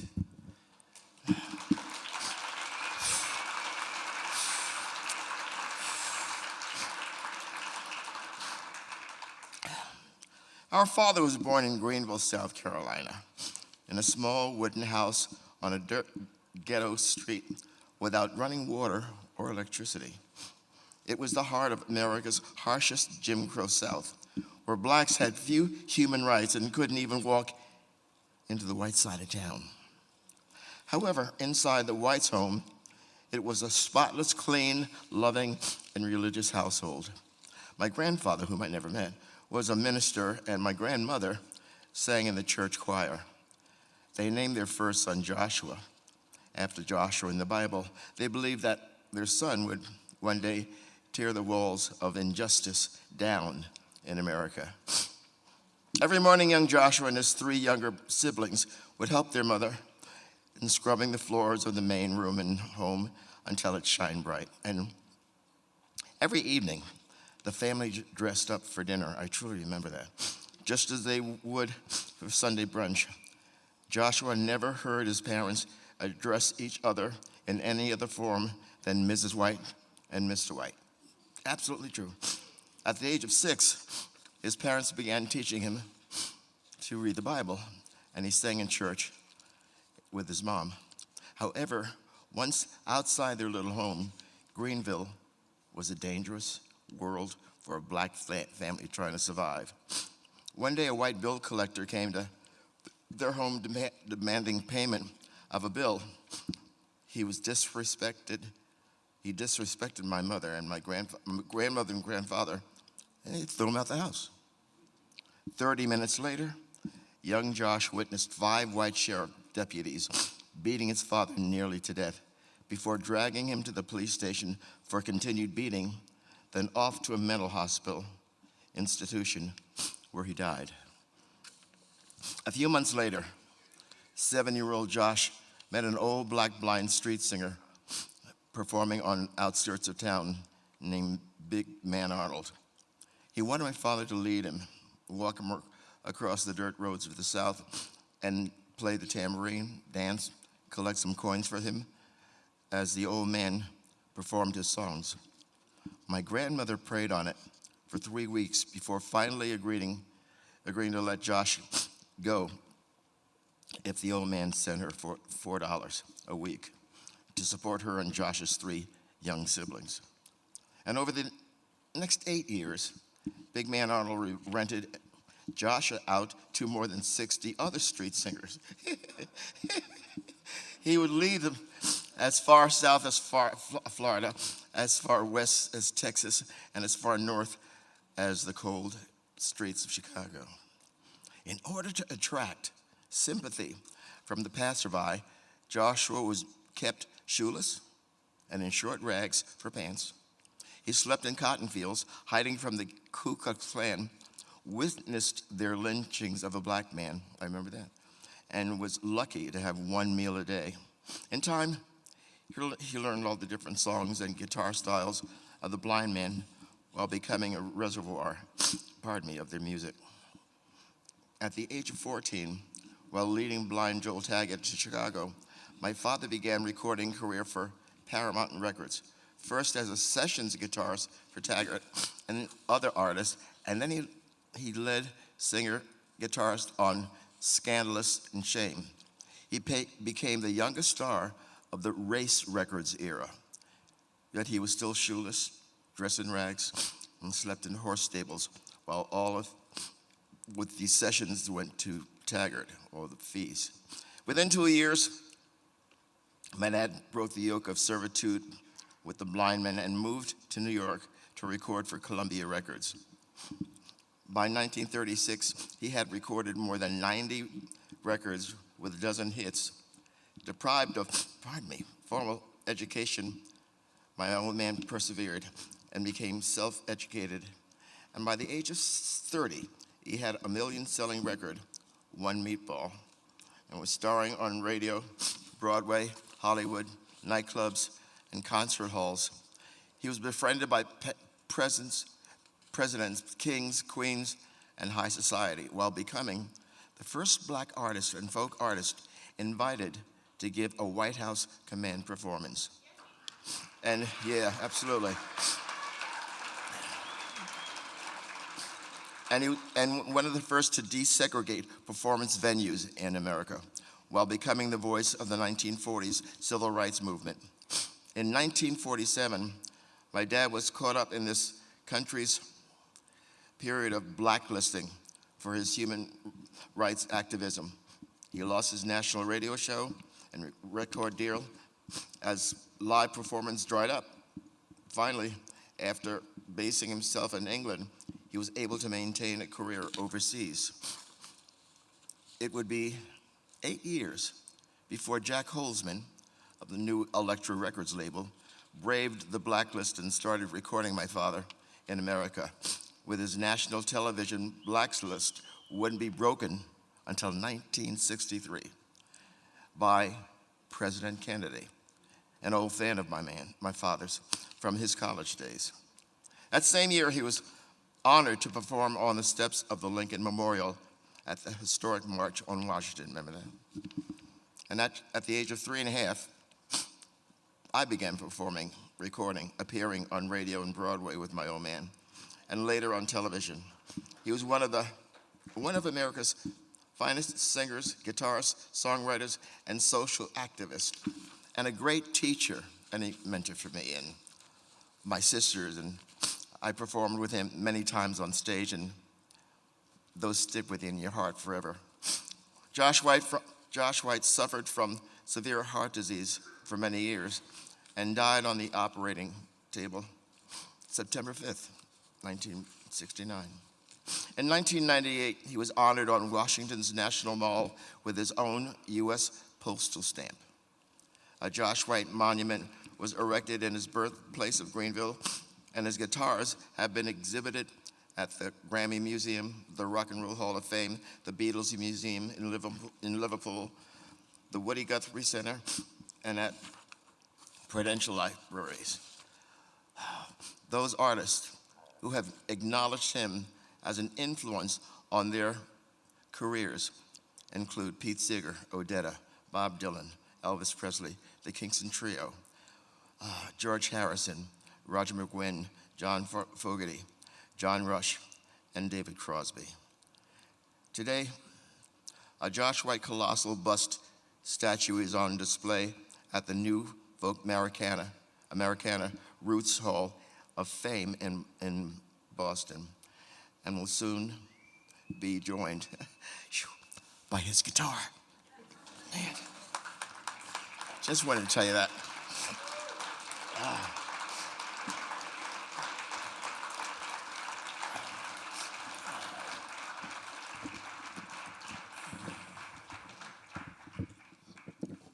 Okay. All right, who took my pick?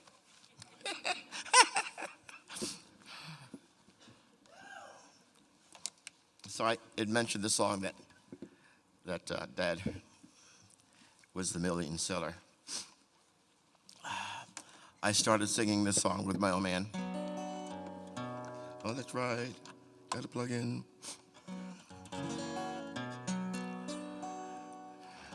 One meatball, and I expect to hear you sing. I had no problem with that. I knew that was going to happen.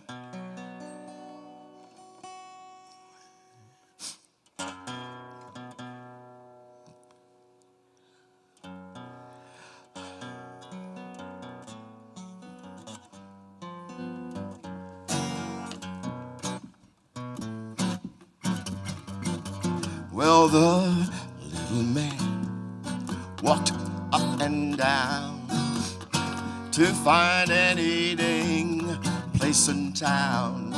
He read the menu through and through to see what 15 cents could do. Come on, one meatball, that's what I gotta sing. One meatball. Hey, this here gent wants one meatball. He told the waiter near at hand the simple dinner he had planned.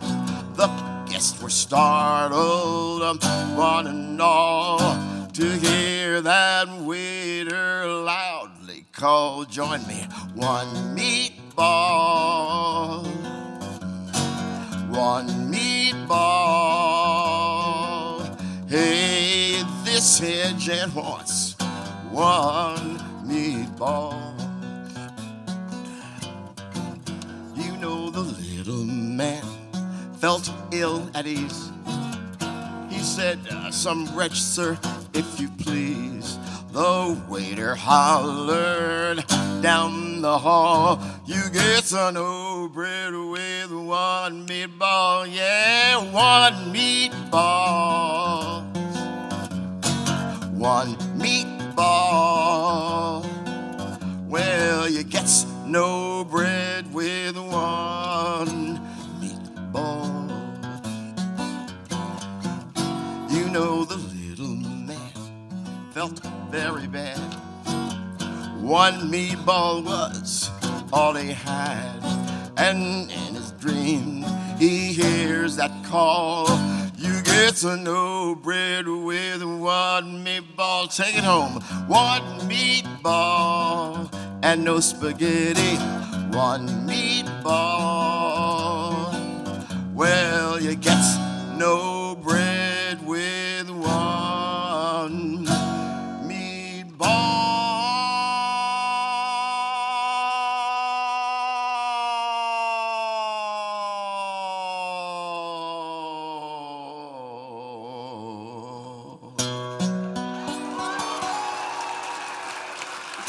I thank you. Coming out, boss. There it is.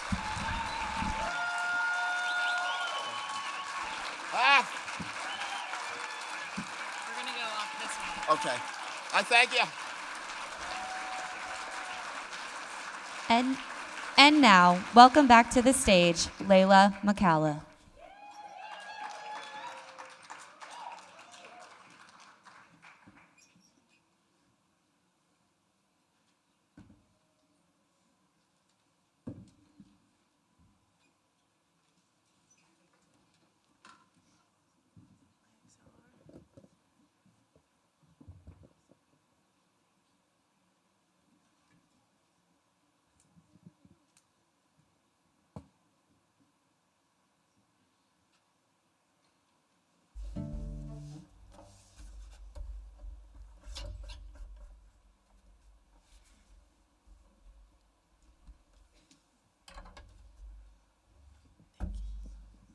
I'm back. You know, I have to be honest, I didn't know very much about Josh White before being invited to sing this song, but I'm so happy to have learned about him and his music, and I'm going to sing the riddle song.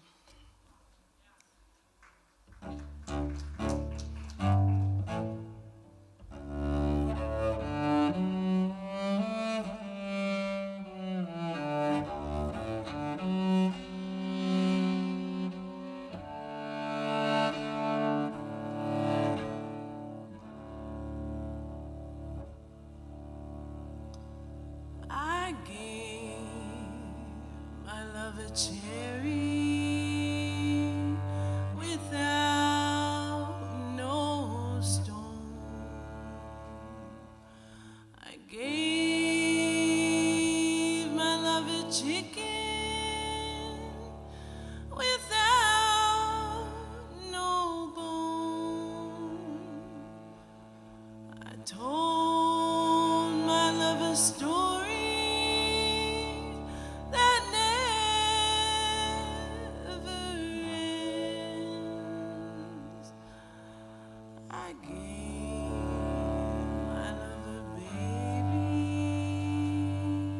with no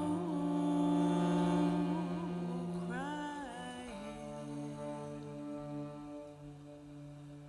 Who's ever heard a cherry without no stone? How can there be a chicken without no bone? Who's ever heard a story that never ends? How can there be a baby with no crying? Well, a cherry, when it's blooming, it has no stone. A chicken, when it's pippin', it has no bone. And the story of how I love you will never end. A baby, when it's sleeping, there's no crying.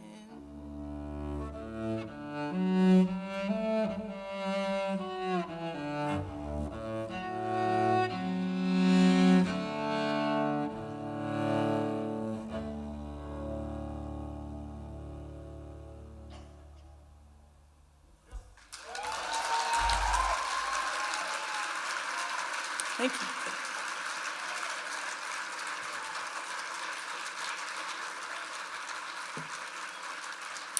To present the final two Folk DJ Hall of Fame inductees, Please welcome the wonderful Wanda Fisher and Matt Watroba.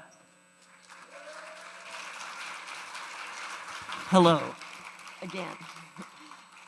It's me again. Unfortunately, Wanda's flight was delayed. She will be here, but not until too late for this. But I'm happy to present the next inductee. Our next inductee has been the host of all the traditions, Vermont Public Radio's folk and world music program since 1996. Hooked on music since the 1960s, he previously spent many years on air at WRUV at the University of Vermont.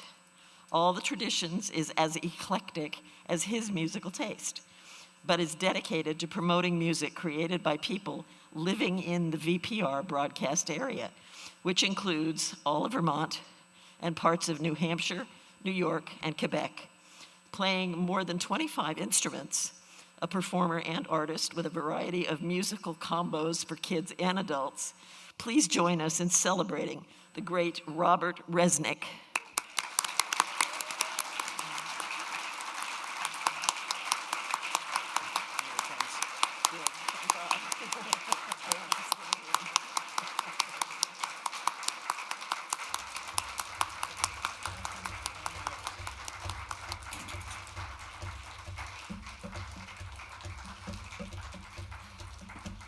Welcome, congratulations. We're glad to have you on the team. Wow. I first of all want to just thank the Folk Alliance because I'm being given this award for something that I just love doing, and I've been so lucky to be able to do it for all these years. And I thought about the long list of people that I wanted to thank and cut it down to the bare necessities. WFMU in East Orange, New Jersey, which is where I first learned about freeform radio. What a great station. WRUV AM and FM, which was the first chance that I had to try to slip cue a record. Remember that? It's actually come back now. Vermont Public Radio, which I can't believe that they've let me stay on there for 27 years. It's really pretty amazing. And Mike Reagan-Streif, who's a fellow Hall of Famer, for guidance and leadership. And most of all, my family, who all came to see me do this today. So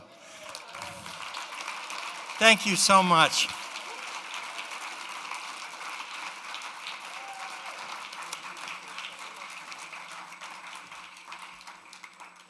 Tonight's final DJ Hall of Fame inductee hosted the Sunday Supper, formerly Sunday Breakfast, for 25 years at WFUV New York, and has curated On Your Radar, a monthly showcase for emerging artists at Rockwood Music Hall in New York City for 17 years. Beginning his career at WMMR Philadelphia in 1969, he programmed WXRT Chicago and WRVR New York and worked at WNEW-FM and at WNYC and produced national radio programs for decades. He's founded the nonprofit New Folk Initiative, which has extensive resources for the folk community, which all of you in this room can check out at newfolk.org. Please join me in congratulating DJ Hall of Fame inductee and my pal, John Platt.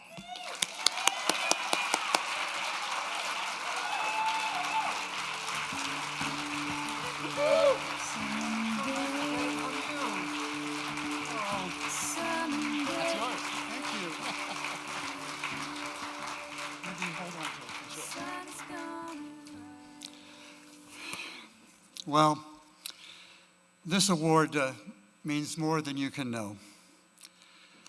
My wife used to say, he loves that damned old radio more than he loves me.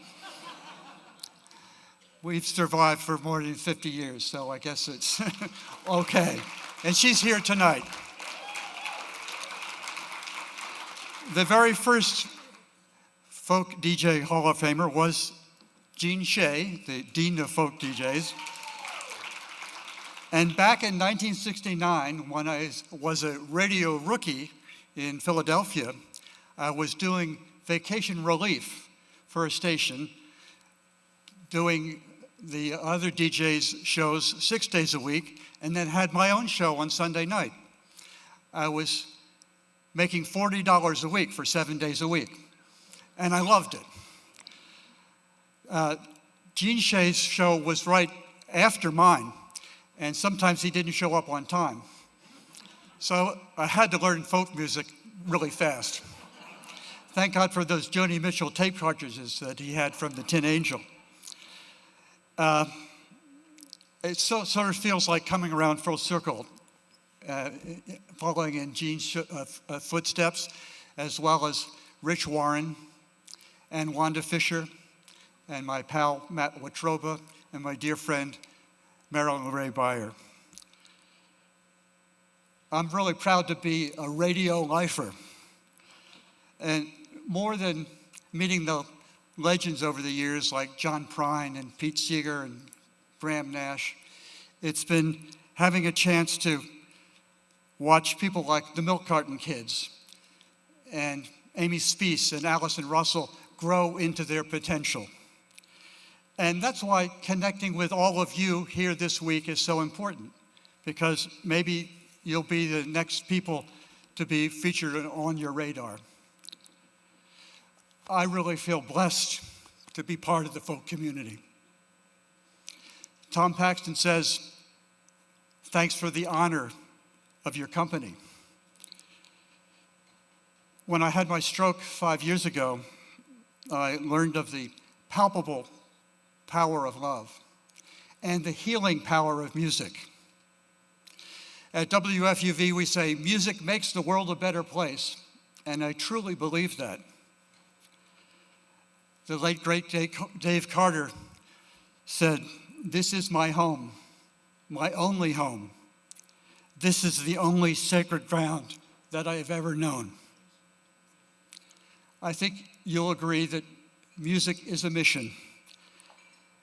And as long as I live, I'll continue to carry it on. Thank you.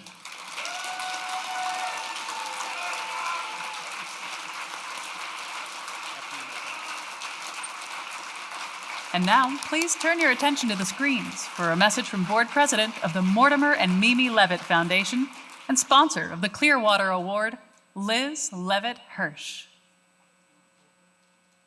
Greetings, Folk Alliance friends. Although virtual, it's a joy to be with you. The Levitt Foundation is once again honored to sponsor the Clearwater Award, which recognizes environmental stewardship in the field of festival production. Levitt is all about bringing people together of all ages and backgrounds through the power of free live music in outdoor settings, creating more inclusive green spaces where communities can have shared experiences. In 2023, the Levitt Foundation is supporting over 650 free outdoor concerts in 42 towns and cities, coast to coast. And many will feature the amazing artists that are part of the Folk Alliance community. And now, it is my absolute pleasure to shine a light on this year's Clearwater Award recipient. For over 20 years, the organizers behind the Shambhala Festival have committed to being sustainable, regenerative, and forward-thinking. A 4-day contemporary arts festival in England hosting rock, pop, folk, world music, and more. Shambhala Festival has reduced its carbon footprint by over 90%, achieved 100% renewable electricity, become meat, fish, and dairy-free, and eradicated single-use plastics. Recognized for their sustainability leadership throughout the festival space, Shambhala is committed to measuring and transparencies, sharing their environmental impact and carbon footprint to provide a thorough evaluation of their efforts. Please join me in congratulating the producers of Shambhala Festival. Yay! Woo! To present this year's Clearwater Award, please welcome artist, activist, and former Folk Alliance board member, Sam Lee.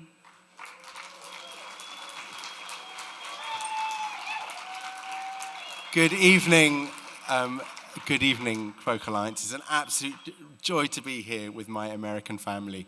I'm going to indulge you in some English accent for the moment. I first want to say that I'm appreciating the gratitude tonight. You guys do it so well. We have a lot to learn in how you appreciate your own community and the hard workers amongst you. It's a pleasure to be here with you all. We've heard some words already about Shambhala Festival, and this is a wonderful award to be part of because it's really about paying respects to the communities that are doing the hard working, acknowledging the planet in our work, because that ultimately Mother Earth is who we depend on to keep going, to be musical, creative, imaginative beings. And you've heard a lot about Shambhala and its incredible work. It's been multi-award winning for many years in its exceptional stewardship of how environmentalism can be brought into the playful space of music gatherings. Many awards, the UK Festival Awards, the Greener Festival Award, the Creative Green Awards, they go on and on. It's amazing that we have these awards at all, actually, and it's just so unfair that Shambhala win them every time. But they are not only leaders by example, but proactively supporting so many other areas of the industry to follow suit. And they are a B Corp, they are leaders with parties like Julie's Bicycles to constantly assess their performance of how well they're doing every year, testing, can they be greener, can they do better, can they be more carbon negative, and mostly can they inspire their audiences, because the most important thing is that it's one of the most culturally diverse and demographically diverse festivals in the UK.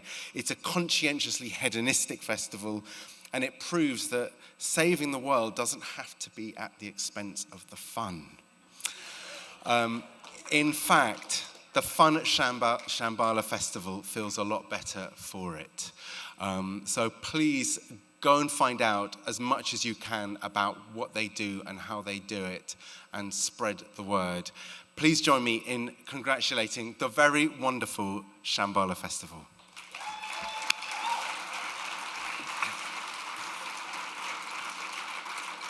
And they're not going home empty-handed. Here he is, the man behind it, Dan Rafferty.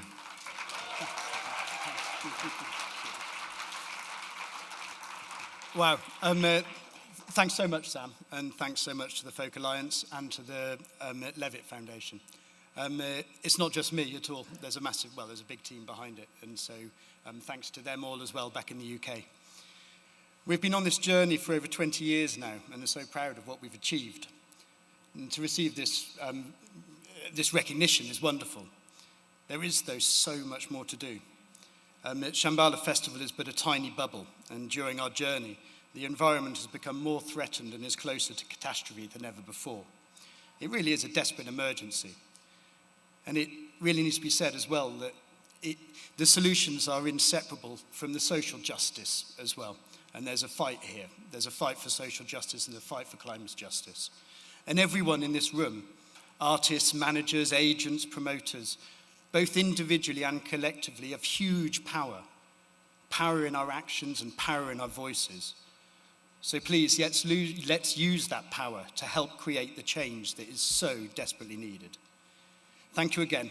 And also, I feel so humbled to be up here amongst so many amazingly talented people and all the other award winners. So please, congratulations to all of them as well. Thank you.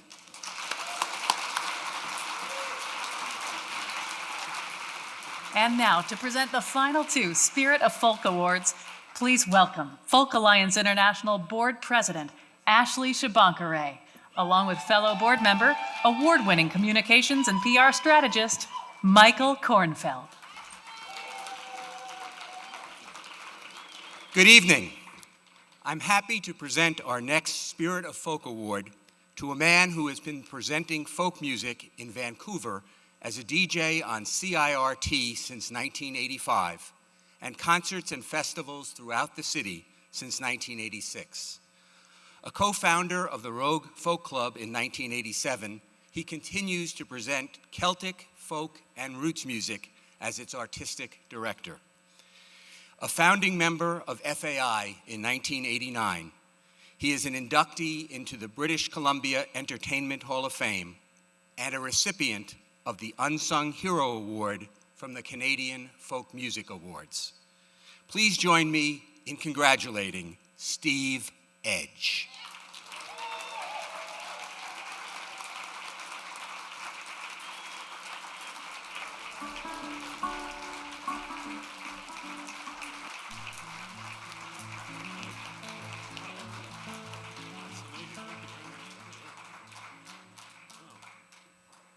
It's the first time I've ever held a banjo. Wow, yeah, this is amazing. I was at the first Folk Alliance conference in Malibu in 1989.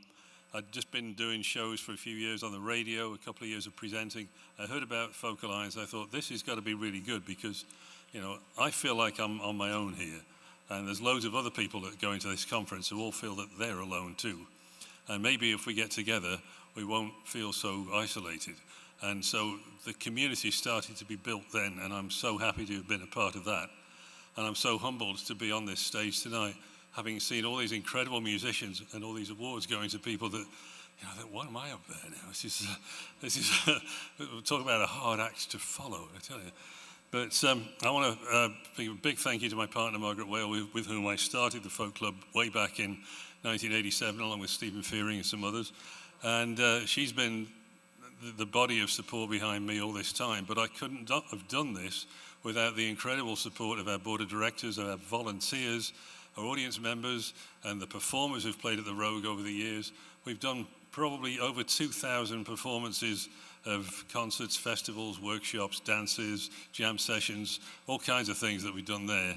And also on my other side of the coin, if you like, since 1985, since June 1985, I've been presenting the Saturday Edge on Folk on CITR FM in Vancouver. 4 hours of music, my favorite music from all corners of the world, and what's new and exciting, what's old and memorable and meaningful. And hopefully we can pull this community together by inspiration, by helping people to understand where they are and how they can get things better. And coming to events like this and feeling that sense of community and reuniting with all the peers in the folk DJ community and seeing all the presenters and hearing some great new music, this will just keep on building that community. And so thank you for welcoming me into this community and for giving me an award for just doing what I love to do. All I can say about Folk Alliance is, united we stand. And united won today, so life is good. Thank you.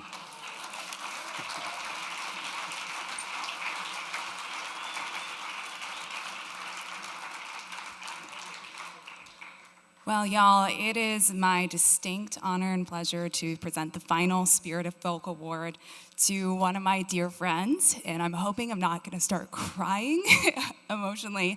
In our immediate past president, oh my God, I am crying. Okay. She is the co-founder and executive director of The Bluegrass Situation, an online music magazine and promoter of roots, folk, and Americana music and culture. She joined the FAI board in 2015, and she was instrumental in refining and codifying the recruitment process for board elections as the chair of the nominating committee. She served as the board president through the pandemic, supported FAI's recent strategic plan and executive director transition, and helped in planning and promoting tonight's International Folk Music Awards. Congratulations to our Spirit of Folk recipient, Amy Reitnauer Jacobs.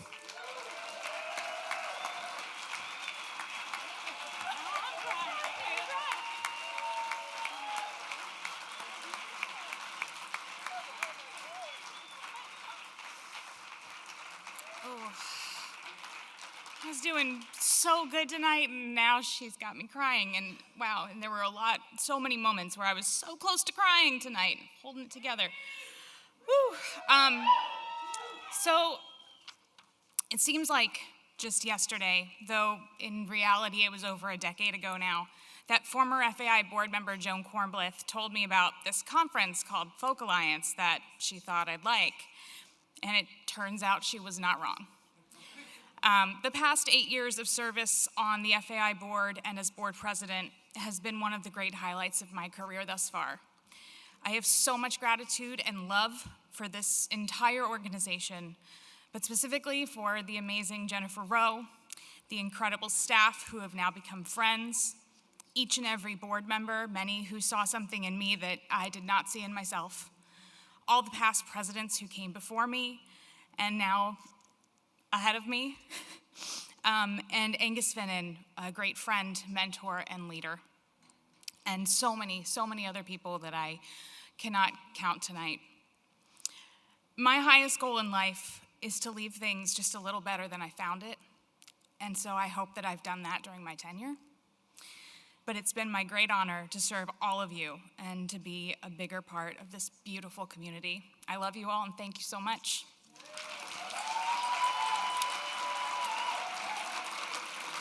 Before I leave, I do need to say it's my great pleasure to introduce the legendary Mary Gaucher.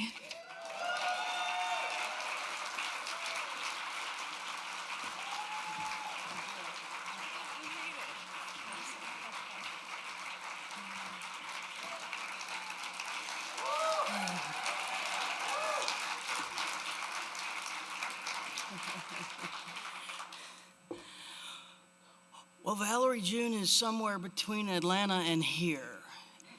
And I have the honor of being able to present the Artist of the Year award as she is unable to navigate the ice in time to be here for this moment. So, the list of artists factor in not only global airplay and chart tracking from a new record, but also career momentum and activity over the past year. And this year's nominees for the Artist of the Year are Jake Blunt,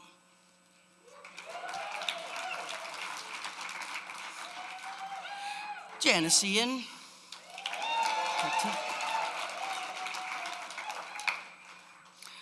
Pratik Kuhad,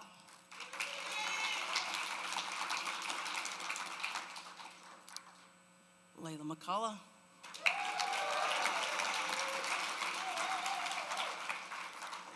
and Aoife O'Donovan.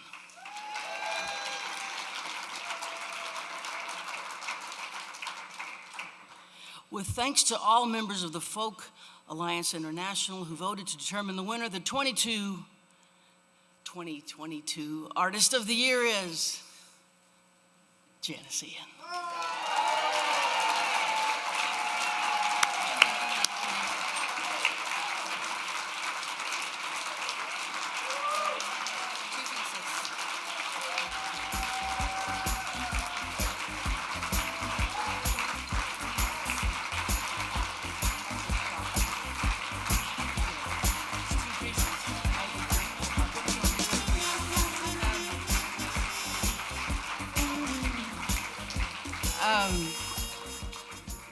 Thank you. I honestly thought Jake would get it, and I have to say that this is one of those times when it's a little awkward because I did listen to everybody and watch their videos, and I thought that everybody was great, and I was already up for Lifetime Achievement, and how many awards can you fit in your suitcase? I just want to thank the folk community. We have had our ups and downs, as the folk community does. But that's one of the things about being a member of a community, that it's not always an easy road. I'd like to in particular thank my wife, Pat, who has more patience than I do. My tour manager and accomplice of 16 years, Deborah Hislop. And it is full circle for me as well, because when I was 13, I did my very first show as a professional at the Village Gate, and Tom Paxton was there. And I had never been to a show where somebody got an encore. So when I got back to my seat and people were standing, he yelled at me and said, "Go back, kid!" And he was also at my very last show at Swannanoa last year. I want to thank the folk community for honoring people like Tom and myself, and for not forgetting that we all have roots and we stand on them. Thank you.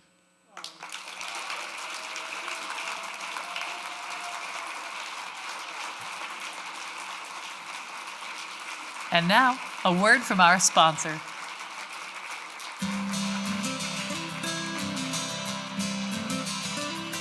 The International Folk Music Awards are brought to you in part by the Folk Americana Roots Hall of Fame, located in the heart of Boston, Massachusetts.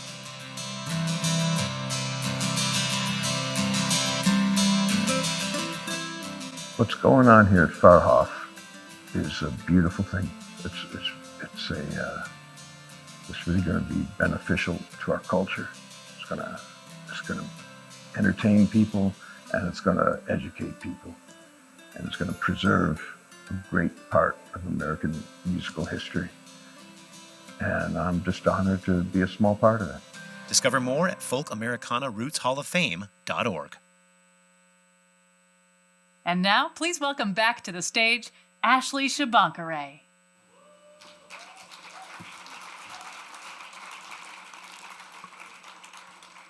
Hi again, y'all. I'm not crying this time, I promise. Although I've been crying all night. Anyways, before we present our final Lifetime Achievement Award of the evening, I really want to thank all of you for joining us tonight to celebrate our wonderful folk community. This event would simply not be possible without our wonderful team, and so I wanted to thank each and every one of you. I also want to congratulate, again, all of tonight's nominees and winners. Please give them one more round of applause.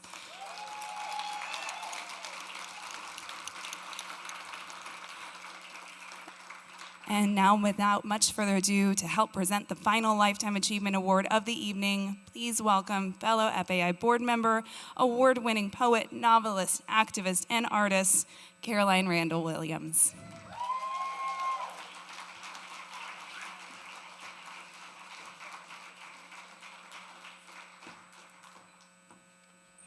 Hi, y'all.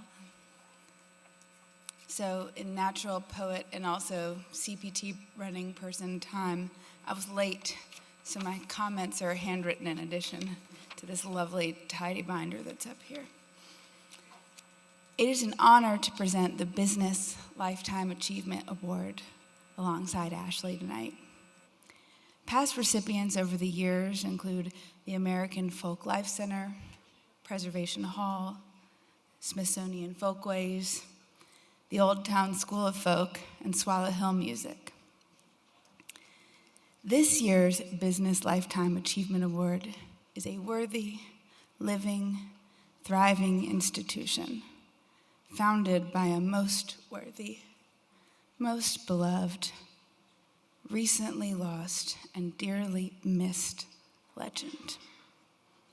I have to say, when I signed up and said yes to getting to be on the board of Folk Alliance, I kind of thought and hoped that we'd one day get the chance to give John Prine a living Lifetime Achievement Award.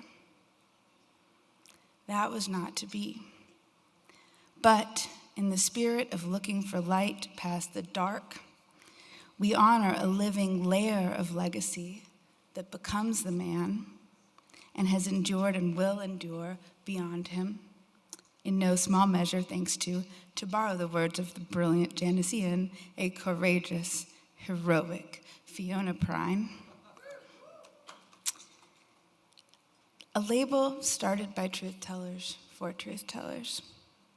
I don't know how much I'm allowed to share, but on a personal note, what I can say is that with this brilliant woman at the helm, oh boy, the best for this label is yet to come. There may be a hole in all our hearts where all the memories go.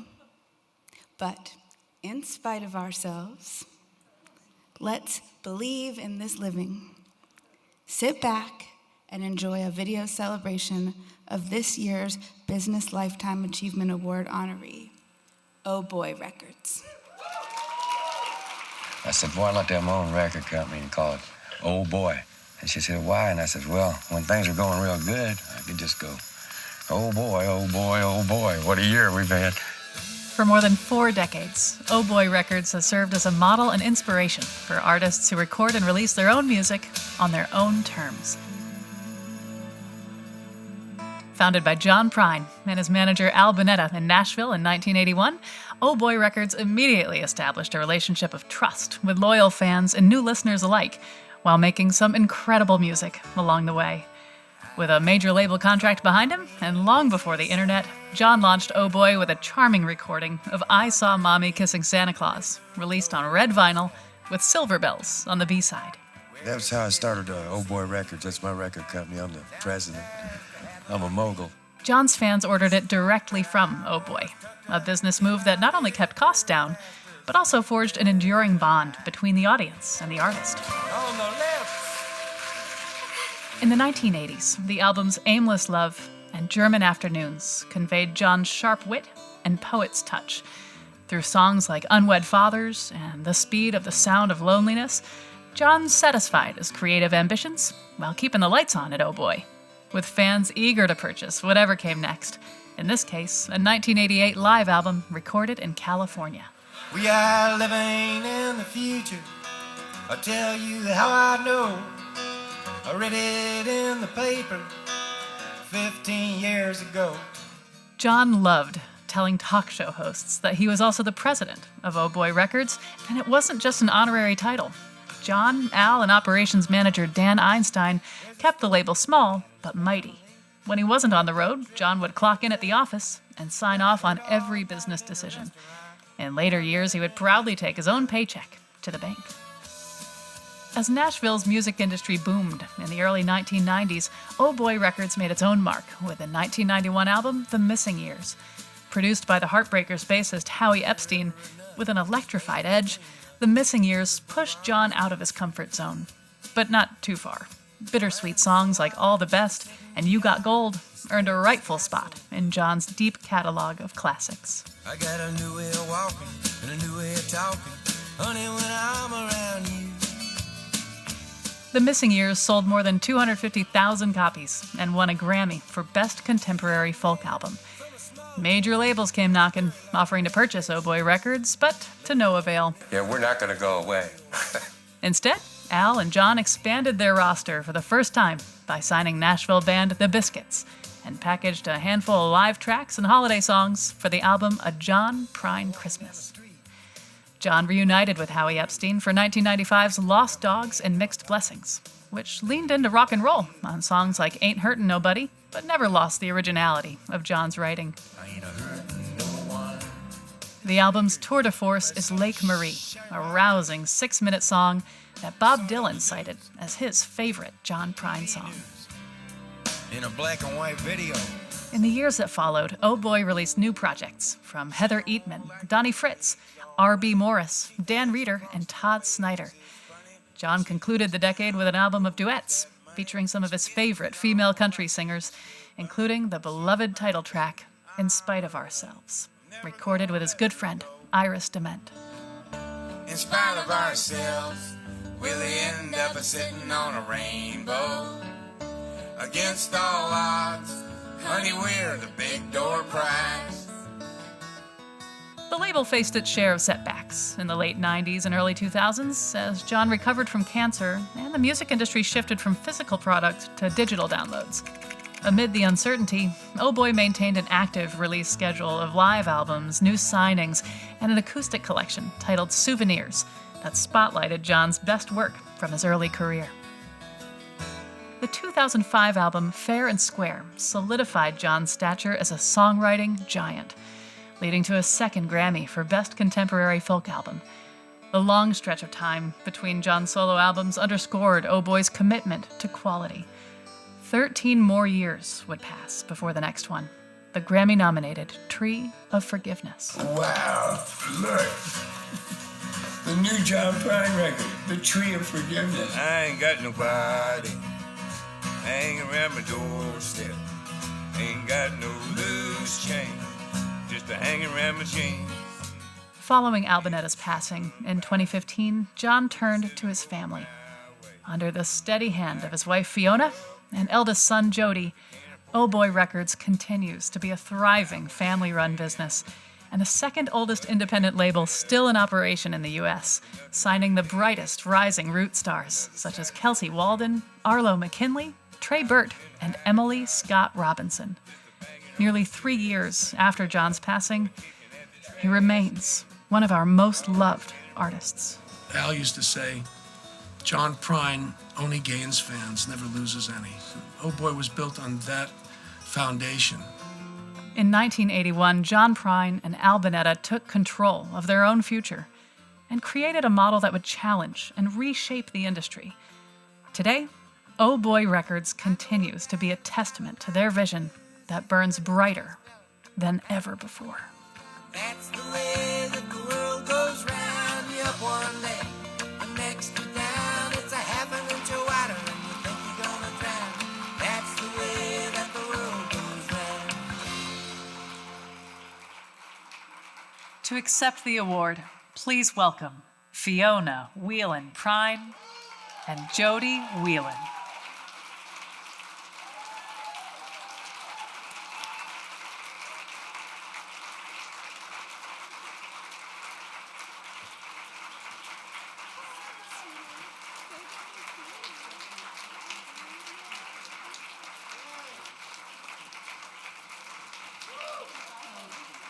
Thank you, everybody. I've had a wonderful time for the last 2 days here. Just beautiful people and great conversations. This means a lot. There's so much to say that I could say about John, but if John wasn't folk, I don't know what is. I know that he would be particularly thrilled that this comes under the business category. John was never a great student. That's kind of well known. And the fact that he would be recognized under this category would mean everything to him. And because he loved Oh Boy Records. He loved his family and he loved Oh Boy Records. So thank you for your continuing support and your love, especially for these last 3 years. It's meant a lot to me. But the real mind behind Oh Boy Records and the one who works tirelessly day after day is Jody Whelan. Thank you. That's not quite true, but I will take that compliment. Thank you, Folk Alliance, for this awesome award. As I think about who was honored here tonight, to think that our name is added to that role, but also all the other awards and nominees for now, you know, the history since 1989. When I look at that list and our name is added to that august role, what an honor. You know, Oh Boy was started with the faith in a community. Originally it was just the fan community. But I don't think they knew at the time how much they would need this larger community. Way before the internet, the only place you could hear Oh Boy's music was from folk DJs. So thank you. You know, way before social media, it was writers, it was artists, it was managers, it was word of mouth that kept the label going, one at a time. We're so honored to be here because you and the people in this room that care enough to travel to come to an event like this are the people that have kept our label alive. So thank you. Thank you for showing up. Thank you for supporting independent music. And thank you for supporting, you know, Trey Burt, Kelsey Walden, Arlo McKinley, Emily Scott Robinson, Dan Reeder, all the folks that are on our label now. It starts here with you guys in this room. Thank you so much. Thank you.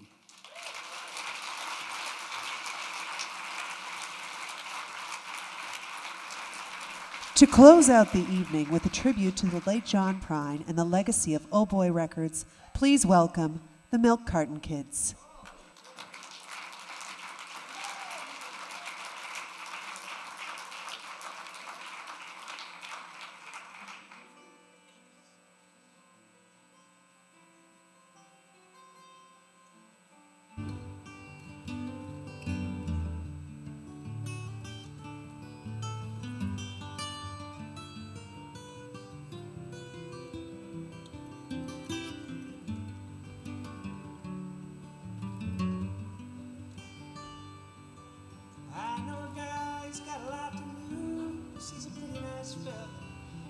Times who's got muscles in his head, ain't never been used, thinks he owns half of this town. Starts drinking heavy, gets a big red nose, then he beats his old lady, rubber hose, then he takes her out to dinner, buys her new clothes. That's the way that the world goes round. That's the way that the world goes round. You're up one day, the next you're down. It's a half an inch of water, think you're gonna drown. That's the way that the world goes round.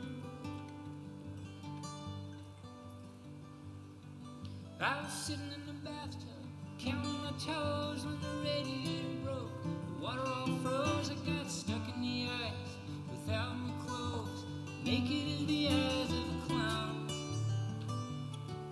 I was crying ice cubes, hoping I'd croak when the sun come through the window. The ice all broke, I just stood up and laughed.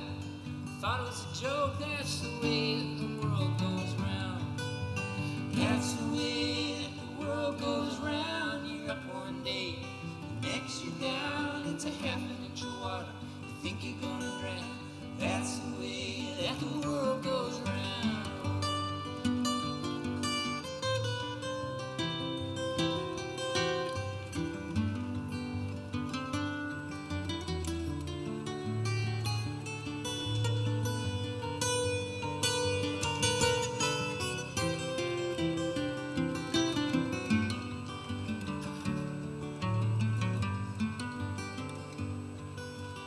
That's the way the world goes round. You're up one day, the next you're down. It's a happy enchilada, you think you're gonna drown. That's the way that the world goes round. That's the way that the world goes round. That's the way that the world goes round.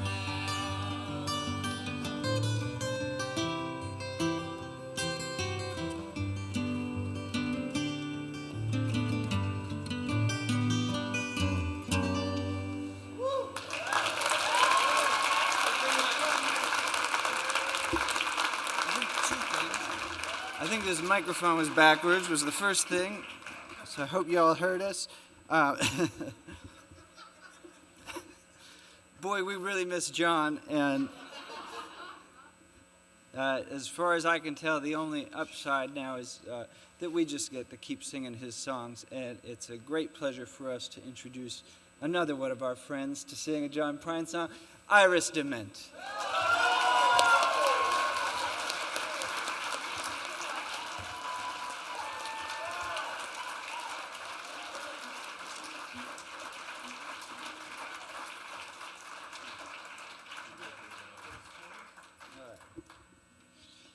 I'm so happy to be here. And did Fiona leave the room? Get her back in here.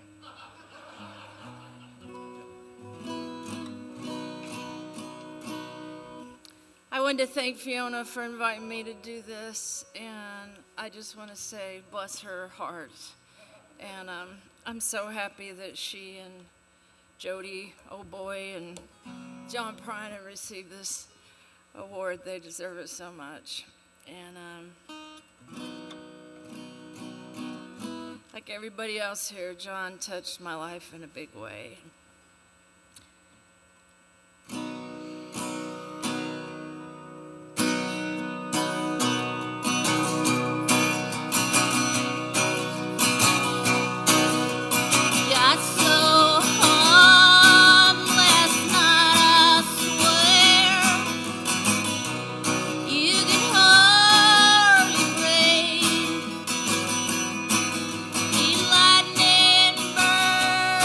Sky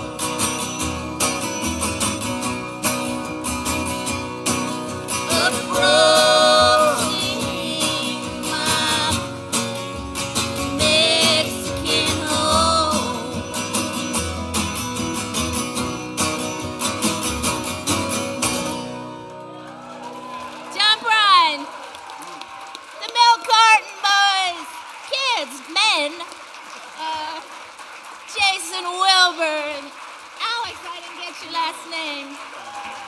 He was so nice to jump in and play with us today. It's so great to be here in my hometown, Kansas City. Good night, everybody. Thank you all for sticking out. Have a great conference. Thank you for attending the 2023 International Folk Music Awards. Please remember that per our COVID-19 protocols, masks are required on private showcase floors and recommended in all conference spaces. We also have limited COVID tests available at the health clinics and info booth.